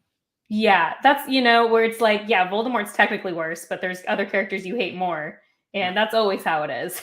This is what I say about Kyle all the time. Like, he's not the worst person I've read about. Like, Katanvrarori or something. I'm going to butcher this more and more deliberately. It's purposeful now. We got to get it wrong the whole time. Is a way worse person than, I mean, like, other than, like, Dark Lord, she's actually one of the worst people I've read about. Like, she's pretty directly... Like, she's way worse than Kyle. The Satrap is another live ship character. It's just your fault for having not read live ship. The Satrap is a worse person than Kyle. Katanvra is a worse person than Kyle. I still hate Kyle more. So I think, I mean, one thing we could say is, like, because Kyle and I both, our least favorite character was No to Me, and I would say Kuchenrovo is objectively worse than No to Me, but I hated No to Me more. That's a good comparison. Yeah. And yeah, this is Kyle Haven. He's like, this is fantasy. Umbridge is like the teacher you don't like. Kyle Humbridge is, I've called him this. He's like the person who was the kind of semi-confident, like, middle manager who gets a promotion and it totally goes to their head. And then they're like actually horrible. Yeah. I mean, that's what I always said about Umbridge. I said, it's very, hopefully some people don't have this luxury, but many of us will never have to directly deal with a mass murderer in our lifetime. A dictator, but we all have to deal with the teacher, with the boss, with that person who just makes your life a living hell for a little bit. And that's the person that you're going to just have more anger against. It's just more relatable. And the Satrap, they're saying another character who's a worse person than Kyle. But we're a bit off topic. We're not in the alternate universe where the first video where I Bookborn on the channel is the live ship discussion. We are in the slightly worse alternate universe where it's Veiled Throne. But still pretty damn good novel. It's such a good novel. It is. I mean, I know it says long. Like, live ship scares me because it's so long, but then I read this and I'm like, no problem. You'll be fine. You read this and like Stormlight. Come on. I know I've said this so many times to people that I never want to start a long book. It always intimidates me, but every single one of my favorite books is huge. Like, I did my 2022 favorite books and they're all like 600 pages plus for the most part. I think there's only 2 that aren't. And so it's just like, for some reason, I never want to read it, but then I know once I do, I'll like it. I think Firo is gonna kind of end up I feel like Gia probably has a better plan than Firo does for dealing with this thing. That's my suspicion. Gia, I feel like, is acting like her plan is actually just like hope Thera succeeds. I don't buy that. Like, no. Gia is not going to be the person who's like, I'm going to have one potential path to victory. And now that that's there, we're just going to not make any other plans and just ride on that succeeding. But I really like Firo as well. I like all the kids. That's why I was really worried reading Wall of Storms when it really looked like the main conflict of Wall of Storms was going to be like more civil war. And I was really worried it was going to end up being like the kids being at like civil war with each other. And then, the halfway point of Wall of Storms happened, and I was like, okay, there are people with dragons. They're cow dragons. I haven't called them cow dragons this episode, by the way, but they're cow dragons. Yeah, the kids, I think they all have very, very, bye, Pete. Goodbye, I think the Pete. friends, or the kids, excuse me, all have very, very interesting character arcs. And I think it's very interesting how we see their influences from their parents differently, because we have different mothers, obviously 3 different mothers. And I really like that. And Firo, initially wasn't my favorite of the kids. I mean, I would still say he's not necessarily, but I do love what he's going through. I think it's very fascinating, especially as he is the biggest Cooney foil. So to see that play out is very interesting. That being said, he does, I don't know how much he actually does, but I mean, if he does have, like, if the military backs him, that's like, that's a good way to, throughout history, a good way to not be king or emperor anymore is if someone else has control of the army. So Raffo. like realistically, what do you say? Oh, Raffo. Raffo. Yeah. I'm just Raffo. Yeah, and they're cows. They're cow dragons. I mean, I imagine them as cows too with the pastures. Yeah, I know. Someone photoshopped just like angel wings onto a cow and was like, here it is. And I was like, wow, that's some really good fan art. Is that the official cover for Speaking Bones? Yeah, that's another really fascinating. Okay, that happens in Veiled Throne, I'm pretty sure. This isn't a big spoiler, so if it's not a big deal. Another great, fascinating thing Ken does is having to deal with actually what those fantasy creatures would eat and how they would survive in a different area. Does that happen in the Veiled Throne? I mean, we kind of know. We've learned about like their biology a bunch in Wall of Storms, but I don't know. Was if that I remember... Wall of Storms? I read them all so close together, but I love that like you have to have considerations like, hey, we moved this entire creature to a new land, and there will be issues doing that, moving habitats. I just have rarely ever seen that discussed in a fantasy series, and I randomly found that to be a very fascinating subplot of how Dara could potentially get a break on the Liusu because of resources for their mounts. Was a very fascinating. Something just occurred to me, and the train of thought to get from what you just said to what I'm about to say was kind of random, but we're going with it anyways. Which it could have been interesting because this book, like obviously all the chapter icons have a countdown to the Wall of Storms opening. And it would be interesting to see if the book actually would be slightly better received if it had like an intermediate countdown to something closer to the end of Veiled Throne. Because I feel like as soon as you have a countdown in a book, I fully expect that book to end with the countdown. Because and it kind of makes it so at the beginning of every chapter, we're like, okay, this is what we're going towards. And then it doesn't get there, which I don't care about that much. I mean, again, it's always going to happen when you split a book. Every series where they've split a book, even when I love the series, you can just always feel it. It's just a really hard thing to not feel. I don't know if you've read the Skyward series, but I felt it a lot. I haven't read 3 and 4 yet. I've read 4 is not out. Okay, then I definitely haven't read 4. But only 3 is, but you could tell. Sorry. Yeah, I think there's only been one case where I thought the split made it better, which is actually Sun Eater, which is Kingdoms of Death and Ashes of Man. I haven't read that. Yeah, that one, which is kind of. I think people can do it, and I think sometimes Ken Liu said like he literally just chopped the book in half. Like they didn't try to find a good location for it to end, and you can tell. Like I forget which part it is in Speaking Bones, but I think maybe like 100 pages into Speaking Bones might have been a more natural conclusion. Okay. So that's I've read that in a lot of books. I was actually thinking another book. Anyway, it's not the point.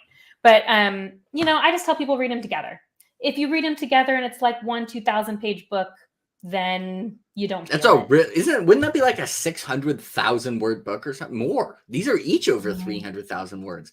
That'd be a thick book. That'd be closer to like over 700,000 words. This is 980 pages, and I think the other one is 1,050. I don't know if my version's different because it's like the giant paperback, but okay, yeah, no, I have the same edition, I think, except mine isn't red here for some reason. But oh, that's because mine's an ARC. Oh, okay. Yeah, mine isn't, but it's also very floppy. Yeah, the floppy. Well, you know what? So I got an ARC of this in Speaking Bones, which was really great, and I'm not reading them as one book. I mean, you didn't read them as one book. You kind of did. You flew through Speaking Bones. I mean, I'm not partially because I have the live show, so I wasn't going to. I read a couple books in between too, but it was very few. Like, so you're reading a couple books in between, but for the most part, you're not. Like, I think it would have been really hard for people who read The Veiled Throne the second it came out and then had to wait the 5 months. Luckily, it was only like 5 or 6 months, but it did get delayed. I think that would be hard to wait. Yeah, I could see that because it kind of just resumes. I mean, there's been a few. I think if you're committed already, it's fine. You know, funny because in the head, like when we talk about most of the books that I've read that have been split, I don't think you've read. Like the ones I think of are like the latest 2 Sun Eater books, the latest 2 Dresden books, Dust of Dreams and the Crippled God, and the Sarantine Mosaic. Like those are the ones I think of, and it's like, have you done Lightbringer? Like by Brent Weeks, yeah, because I've read Lightbringer. He split 4 and 5. I don't think those would be good if they weren't one book, but whatever. Well, I never read 5. I stopped at 4 because I disliked 4. And my thought was maybe you shouldn't have split these books. You should have just cut a lot out. Yeah. I don't think my problem with 4 was that it was half a book. I think if it was one book, I agree. It's bad. I agree. Yes, this is why I never read 5. But what I'm saying is, I wonder if him being like, I have so much to write. Like, I wonder if he really edited it down to one book, if it would have been better, though. Maybe. You know, I don't know. He wanted to subvert our expectations 677 times, so we needed all those pages. Wait, Kyle, we didn't have to read months. We didn't have to wait months. Did we? Ken sent it pretty recently, right? We got it before it came out. Maybe Kyle's about to learn that Ken sent Bookborn art like 2 months before he sent it to Kyle. He sent it to Kyle at the same time. Maybe we just waited longer than I remembered. Oh, we read it in April. Wow, we did wait a long time. I think Bookborn just got an arc earlier than Kyle. And no, we got it at the same time. I just remember being super grateful I didn't have to wait any longer. We only read it in April. Wow. I'm embarrassed to say I did not notice that North was to the right on the map until after I was done Wall of Storms. Like on the map of Dara. Like I did not notice what direction North was. I wanted a better map. And now I'm like, is it because mine didn't even have a map in it? Does yours have a map? Yeah. Yeah, so but now it's normal. A map. Oh my gosh. The whole time I was reading this, I kept looking for a map. And mine doesn't have one. And I was so frustrated the whole time. You mean that everyone else got a map? I got a map. You could have just used the map in Wall of Storms. I know. I didn't think about it. I just thought, I guess they're not having a map anymore. But in Wall of Storms, the map is oriented. Like in Wall of Storms, 1 second. No, like on this way, it's normal. Like if you hold the book, North is up. But in Wall of Storms, like North is like that way or something. Sideways. That wouldn't bother me that bad. You can turn the book. No, it didn't bother me. I just didn't notice it until after Wall of Storms. I was like, oh, oops. Sure. Wow, that was a pretty good deception, the way you pretended to have not read Speaking Bones for months so you could act like you both got the arc at the same time. Yeah, I think this is a great deception that we've just uncovered from Bookborn to Kyle. It is so true. I lied to Kyle the whole time. Good job. I'm proud. That's good work. Yeah. But I kind of like it more because also for like Wall of Storms. I'm gonna go look at my Wall of Storms, see what it looks like. For the maps are different because Wall of Storms, Dara is like all of this, and then there's another page that's this half, but on this it's all one page. Oh yeah. See, I've got the double. But look, the letters are. But my arcs don't have any maps, so they must add those in later. But also, like, look at this. So okay, we have the map. And if you hold the book like a book, North is up, but the letters are sideways. So to read the letters, you hold it like this, and then North goes right. Why not just make, now that it's my bigger issue is that I was going to buy the other paperback versions, keep my arcs, obviously they mean a lot to me, but have a matching set, but they do not sell the paperbacks with the gold embossing anymore. So all the new paperbacks do not have gold embossing on them. Yep, which is so annoying. So my things will never match. It's fine. Yeah, by the way, Davis is actually secretly Ken. So that's great. How are we doing? So Ken, I have a question. Why did you give Bookborn the arc of Speaking Bones months before you gave it to Kyle? Can we get answers here? He's if I don't know what's going on, he's in Jimmy's Discord. He'll just answer my questions. It's very helpful. Okay, let's see. Thor is great. Gee. think we've talked about most things. Yeah, I was looking at my little list here. We didn't really talk about the first submarine battle, but that was kind of straightforwardly cool, and we can move on, I think. Yeah, it was really cool. I think the most interesting thing there was Tooth and Radia for me. Getting introduced to them and finally having, I think, a little bit more sympathy for the Liusu. We kept seeing them in a very the whale POV. The whale POV was fantastic. That's going back to that's not since Tolkien's Fox POV has there been as iconic of a POV as the whale POV. I can't believe I forgot this. I said Geo was the best character in the series. No, it's the whale who beat the city ship in their bout by knockout. The whale and the shrimp. Yeah. That was the story within a story within a story within this book. There was some point where it's like, okay, we're a story within a story within a story here. Like, okay. Yeah, because that was like the character was talking to character's name, Empress, Timu's wife. I can't remember names. I've literally asked this person's name earlier this week. Tanavaki? Yeah. So they were like telling Tanavaki why like their thing was the way they were early on. And in that story, they were recounting this story being told, which was then all in the Veiled Throne. The Whale Matriarch was ready to give him hell. Yay for metaphors. Yeah, I mean, it was pretty great. And then there was the bit later for storytelling. By the way, I'm now going to plug another book because there was the bit where Gia realized why the Liusu were hesitant to accept writing for stories and that like the advantages that oral storytelling had. And for those of you who found that bit really interesting, you all should go read Exhalation by Ted Chiang, specifically The Truth of Fact and the Truth of Feeling. It's brilliant. It might be the best story in that entire collection, and it's about the same thing. And that's another author who's way smarter than me. The Truth of Fact and Truth of Feeling is not objectively the best one in that thing, but that was like one of my favorite books I've ever read, ever. So everyone should go read Exhalation. No matter. It's my second favorite in the collection. But what's your first favorite? Merchant of the Alchemist Gate. Okay, that one's really good. My favorite is controversial, and it's The Life Cycle of Software Objects. Okay, yeah, I can see it. I was like, when I read that, I was like, okay, I care about the Geth when I play Mass Effect, so I'm okay with being emotionally invested in these. But Truth of Fact and the Truth of Feeling is so good, though. It is like when I read it, I was like, if it was up to me, this would be like what they mandatory read like in high school, just like. Exhalation is big brained and will blow your mind. So is oh my gosh, Story of Your Life and Others. Stories of Your Life and Other Stories. Dude, I haven't read Stories of Your Life, by the way. You haven't? No, I read Exhalation really recently. Okay, there is a story in there that actually I think messed me up permanently. I think I have permanent damage from a story. That's such a great recommendation. This is the type of recommendation I want. That one was also fantastic. Such a good recommendation. It permanently emotionally scarred me. And I'm like, ooh, sounds perfect. I know. There's that great meme where it's like, readers are like, this book emotionally scarred me and gave me trauma. You should read it. It's the best book I've read all year. 5 stars. Yeah. 5 stars. 100%. I mean, again, the fact that we like the Dandelion Dynasty tells. And Speaking Bones is by far the most devastating of all 4. Ooh, okay, I'll probably be my favorite.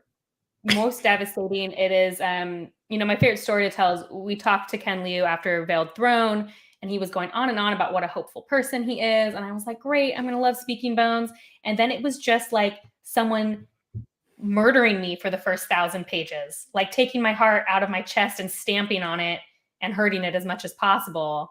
And then it was like, oh, wow, what an amazing book. I just want Thera to reunite with her children.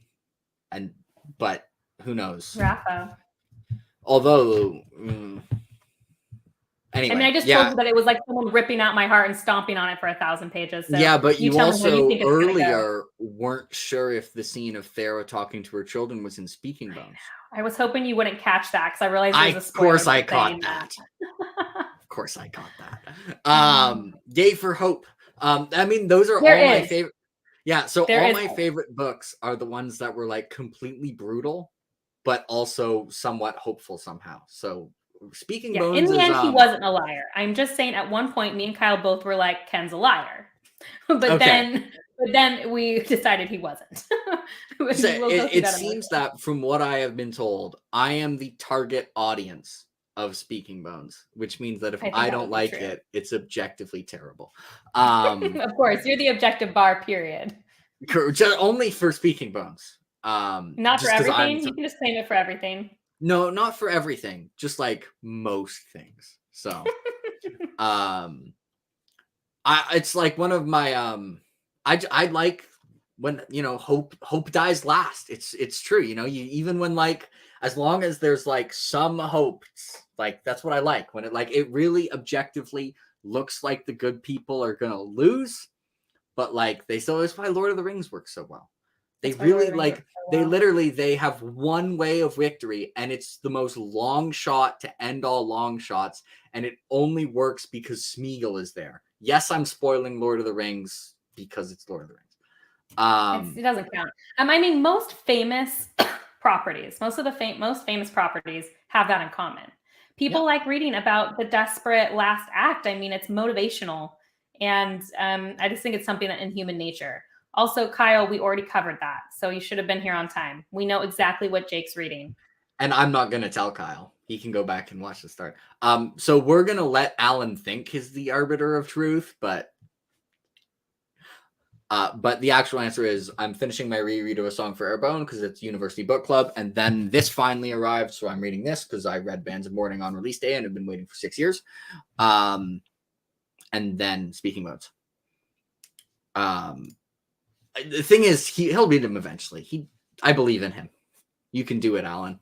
If you're watching this in 4 years, I'm proud of you, Alan, but you're not the arbiter of truth. 2073. Over, under. Anyone want to take? Maybe none of YouTube won't exist anymore. We'll be talking directly into each other's consciousness about it. Yes. Yeah, exactly. He read Malazan. It's so long. But that did take a few tries. Just be like, it's only 4 books, Alan. It's only 4 books. It's technically only 3. One was just cut in half.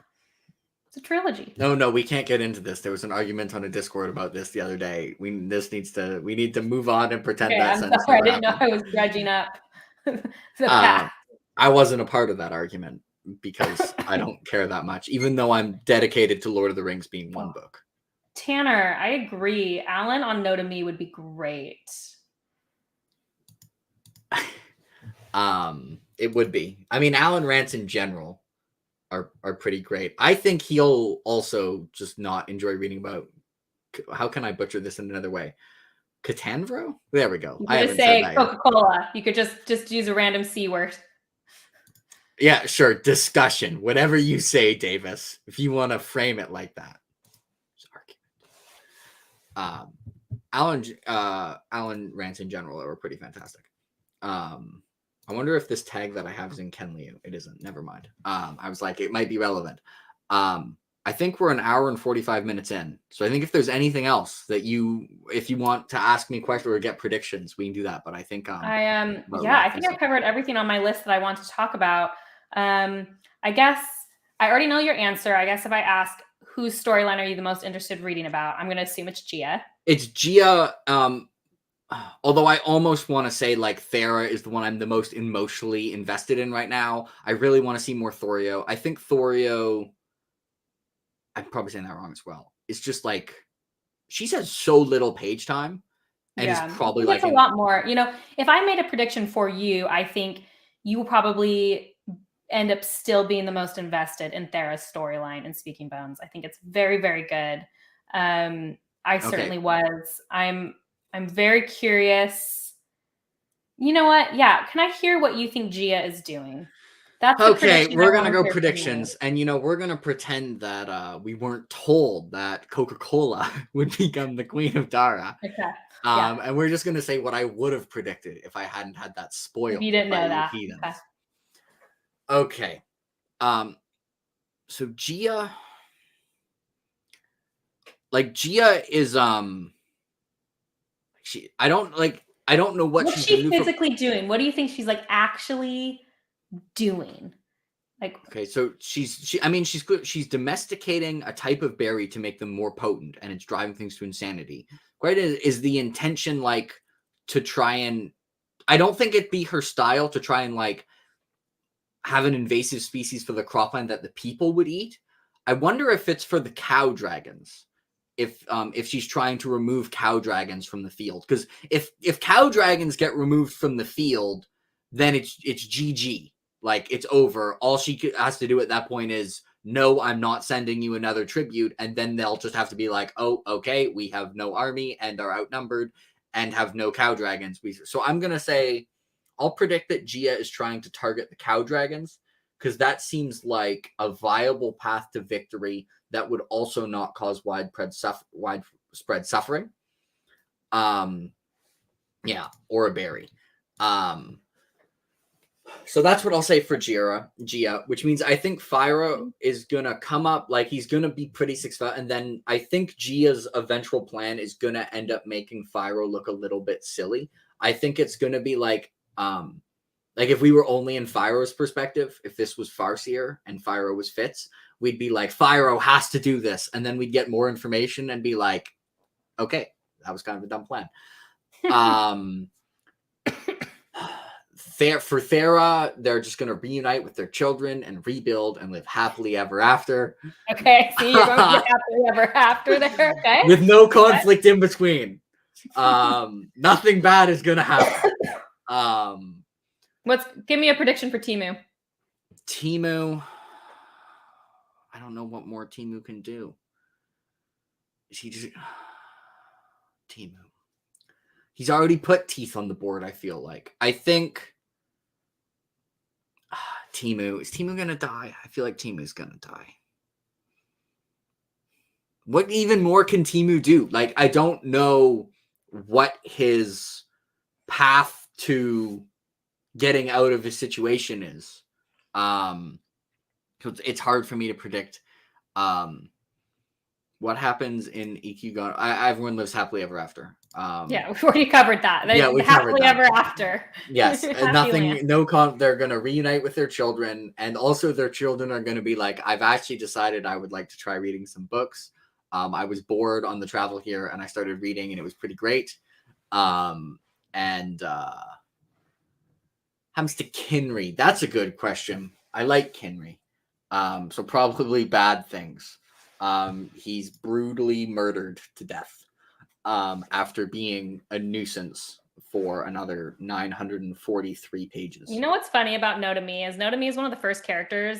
Like, I always think I'm a pretty peaceful person, and Notomi was one of those characters that I'm always just like, could you just murder him? Like, why is no one just murdering him in the most brutal way possible? I support. He's actually Notomi and Koka Tanvro are going to each murder each other. So Notomi is going to poison her, and she's going to consume that poison and not know it. And then at that point, she's going to spring her trap and have Notomi executed, and then he will be executed, and then she'll die of poison, and then Timu is going to be like, yes. I like that. Alternatively, Kutenrogo and Notomi get married and both become the dual emperor and empress of Dara, and are accepted as the new leaders. No. Just an alternative thing to think about. Oh, next invention. This is a good prediction. Question. Next invention. I mean, nothing's topping ice cream. Like, come on. Okay, they're gonna have to invent something pretty good. I think they'll invent. I don't know if like a cannon. You know? No, they don't have gunpowder. Do they have gunpowder? They have the firework powder. I don't know if that's so the Chinese did actually invent like firearms way before like Europe, but they were like, they didn't have trigger. They were like light thing. We'll say guns. We'll say they invent basic firearms. That doesn't feel like Ken's style. Do I get to predict things for you now? So like, I'm going to predict that you will love Speaking Bones. I'm going to predict that there's a battle in Speaking Bones that will be probably your favorite. Okay. Of all the battle scenes. I mean, the one at the end of Wall of Storms was pretty good. It's hard to say. I would say the Wall of Storms might edge it out as my favorite, but that's a very, very good one, Speaking Bones, and I think you might like it a lot. I think, I'm not going to say who, I think one of the Blossom gang is going to be one of your favorite characters. Okay. Going to become one of your favorite characters. And I think you will never not hate Kunroa. I don't think it'll ever happen. Okay, it has the greatest inventions. No, guns. That was a bad prediction. It was something cooler, something more interesting. Let's see. Speaking Bones does have the greatest inventions, which is like why I'm saying I think you may like that battle one of the most. I will say it's hard to beat Wall of Storms battle, but I think some of the inventions dealing with the battles. And I think Speaking Bones is going to frustrate you a ton, but then you're going to get over and you'll be like, oh, but it was good frustration. Okay. No, there's got to be. I'm trying to think of what potential things could be like really useful in a battle that could be invented. Like guns is too boring. Not Ken style. It won't. I don't think it'll be like guns. That wouldn't be as cool. I don't know. Like, I mean, they got electricity. They could go biological warfare. But I feel like that's not actually what Gia's going for. Like, Gia is not trying to come up with something that's gonna like kill humans en masse. I think, which is ironic for Gia because she's willing to do all these horrible things. But I think for the conflict with the Lyusu, she's almost trying to go for like a clean victory that doesn't result in obviously there's going to be army versus army because we're being told that Speaking Bones might have the best battle. Like, she's not going to just wipe them out. It's tough to beat Ice Cream. Prediction. It's an interesting prediction. Okay, I'll go for something kind of wild. I'll predict that Thera and the gang invent air conditioning. It's too hard. Okay, I like that. Useful. I also think Speaking Bones will have your favorite stories in a stories, and I'm very convinced that the one part that I said is the best thematically in the entire book, I think you will agree with me on. Okay. It's very near the end of the book, though, so you read super fast, though. You're going to have this done in December, right? Yeah, I'm going to read it. For sure. Yeah, you read so fast. So, I'll be very interested to see in a couple weeks what you think about that. You'll have to message me. Well, I'll watch the live, too. Okay, you'll watch the live with Kyle. Kyle got it for the live because Kyle was like, I couldn't click the spoiler bars, so I could only see the thing not in the spoiler bars, and it was a lot of complaining, and then he was just like 9.5 out of 10. And I think he gave it 10 out of 10. Yeah, that's what I thought as well. And then he was like, no, I gave it 9.5 out of 10. And I went back and I checked that was wrong. He didn't give it 10 out of 10. He's a hater. I just remember him being like complaining to me the entire time he was reading it. And at the end being like, something happened. He's like, great, 5 out of 5. Best book I've ever read. Yeah. And that's why he's on the live show for Speaking Bones. That was when I was deciding who got which live show. It was Kyle Speaking Bones was decided first.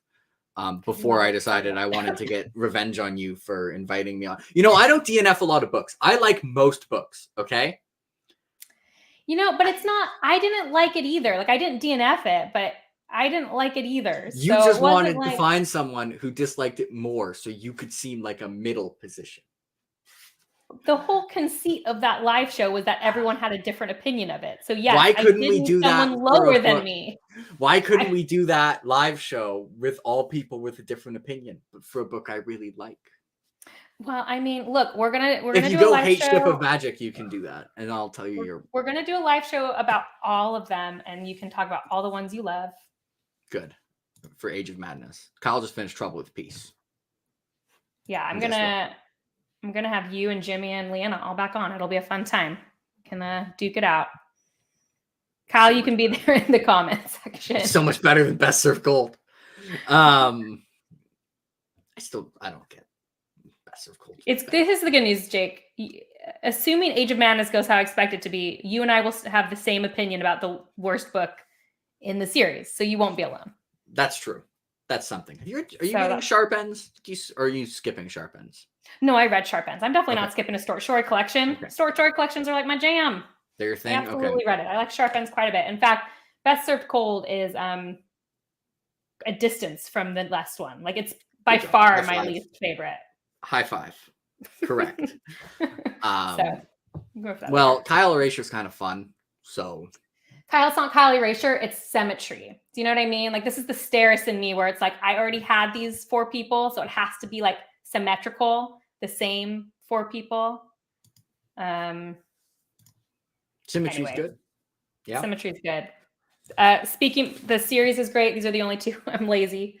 Everyone here has obviously read Veiled Throne, but I hope if you haven't read Speaking Bones and you're in the chat. Tanner's about to throw some hands. Mid-country. Yeah. Anyway. I'm so excited for you to read Speaking Bones, so I think you're going to really love it. I'm like positive. I'm pretty like it would be shocking if I didn't really like Speaking Bones. I agree. I'd be shocked. I'm actually not stressed about it in the slightest, and I'm very, very excited for you to read. I feel like I am reasonably predictable on whether I would like things. Like some people I can't predict at all. Speaking of Leanne, I have no idea if Leanne will like something until she reads it. Alan is hard to predict. Alan, it's like I have a good idea, but it's also like the range for Alan. Like even for books that I think will be 5-star books, they could be 1-star. So it's like, but I think I'm usually reasonably predictable. Yeah, especially, I mean, when you're this far into the series too. Yeah. It's, I guess not enough people have read Dandelion Dynasty for me to know, but for the most part, it's like if you're committed enough to read them, you like Speaking Bones. Like, I just don't think you can read. Oh God, get out of here. You can't I just don't think you can like the first 3 and not like the 4th. It's too thematically similar to the other ones. All right, we got the spam. Get out of here. So that means it's time to go. Go away. No, don't tell me an error has occurred. Whatever. Put user in timeout. Okay, if block doesn't work, I block him again 5 minutes later. All right. So Kyle, there's now been 2 people who have ever got a timeout on my channel for a live stream. And it's you and that bot. Yeah, because also it's like, I like indulgent books. There's a lot of books where it's like the criticism of them is like they're indulgent and they're like the most indulgent in the series. And I'm usually like, cool. Great. Like Rhythm of War is indulgent. Love Rhythm of War. Toll the Hounds is indulgent. Love Toll the Hounds. Honestly, like half of Realm of the Otherlings is indulgent. And Realm of the Otherlings generally is indulgent. It's my favorite series. We're here for indulgent. You're going to love it. Yeah. All right. I've been very good to have you on. That is now, I think. Thank you for having me. Thank you also, chat. Veiled Throne. Also, I'd like to say thank you, chat. You have been consistently very good for all 3 live shows. And I would say you keep us on topic, but that's not strictly true. But you keep us entertained. Yes, more important. So, yeah. I guess thanks for coming, everyone. See you for Speaking Bones. And is that happening in January? Yeah, that'll be early January. Fun. Anytime I can make it work January. We'll see if it beats Wall Storms as my favorite book in the series. Wall Storm's gonna be tough to beat though. Like I'm excited though. I think it has a real chance of beating it for you. So I'm very excited to hear. And I guess somehow if someone here is subscribed to me and doesn't know who Bookborn is, like go subscribe to her channel. Thank you. She puts a lot more effort into her videos than I do. So not true. I could never read half of what you read, Jake. Never. Well, yeah, but I would read even if I didn't have the channel. So that's not actually. I read, but I'm just saying the amount and speed at which you read is so unfathomable to compare. I think a lot of people read fast. But yeah, I mean, like the videos, she has like a fancy intro. My intros, I literally just like I stole music from this video called Lord of Chaos Painting, where a dude like show really fast painted the cover of Lord of Chaos with like quotes in the background, and I was like, that's cool. And then I just like took images of my bookshelf. Hers is like professional. Just see after the jump. She edits things way better. But everyone here, I'm assuming, already knows who Bookborn is. Thank you for helping. Thank you for being such a nice commercial for my channel. I would love to have anyone on here. Well, anyway, teeth on the board, everyone. I'm going to end the broadcast, which means StreamYard's going to have like a 5-second delay in which I awkwardly sit here. Yep.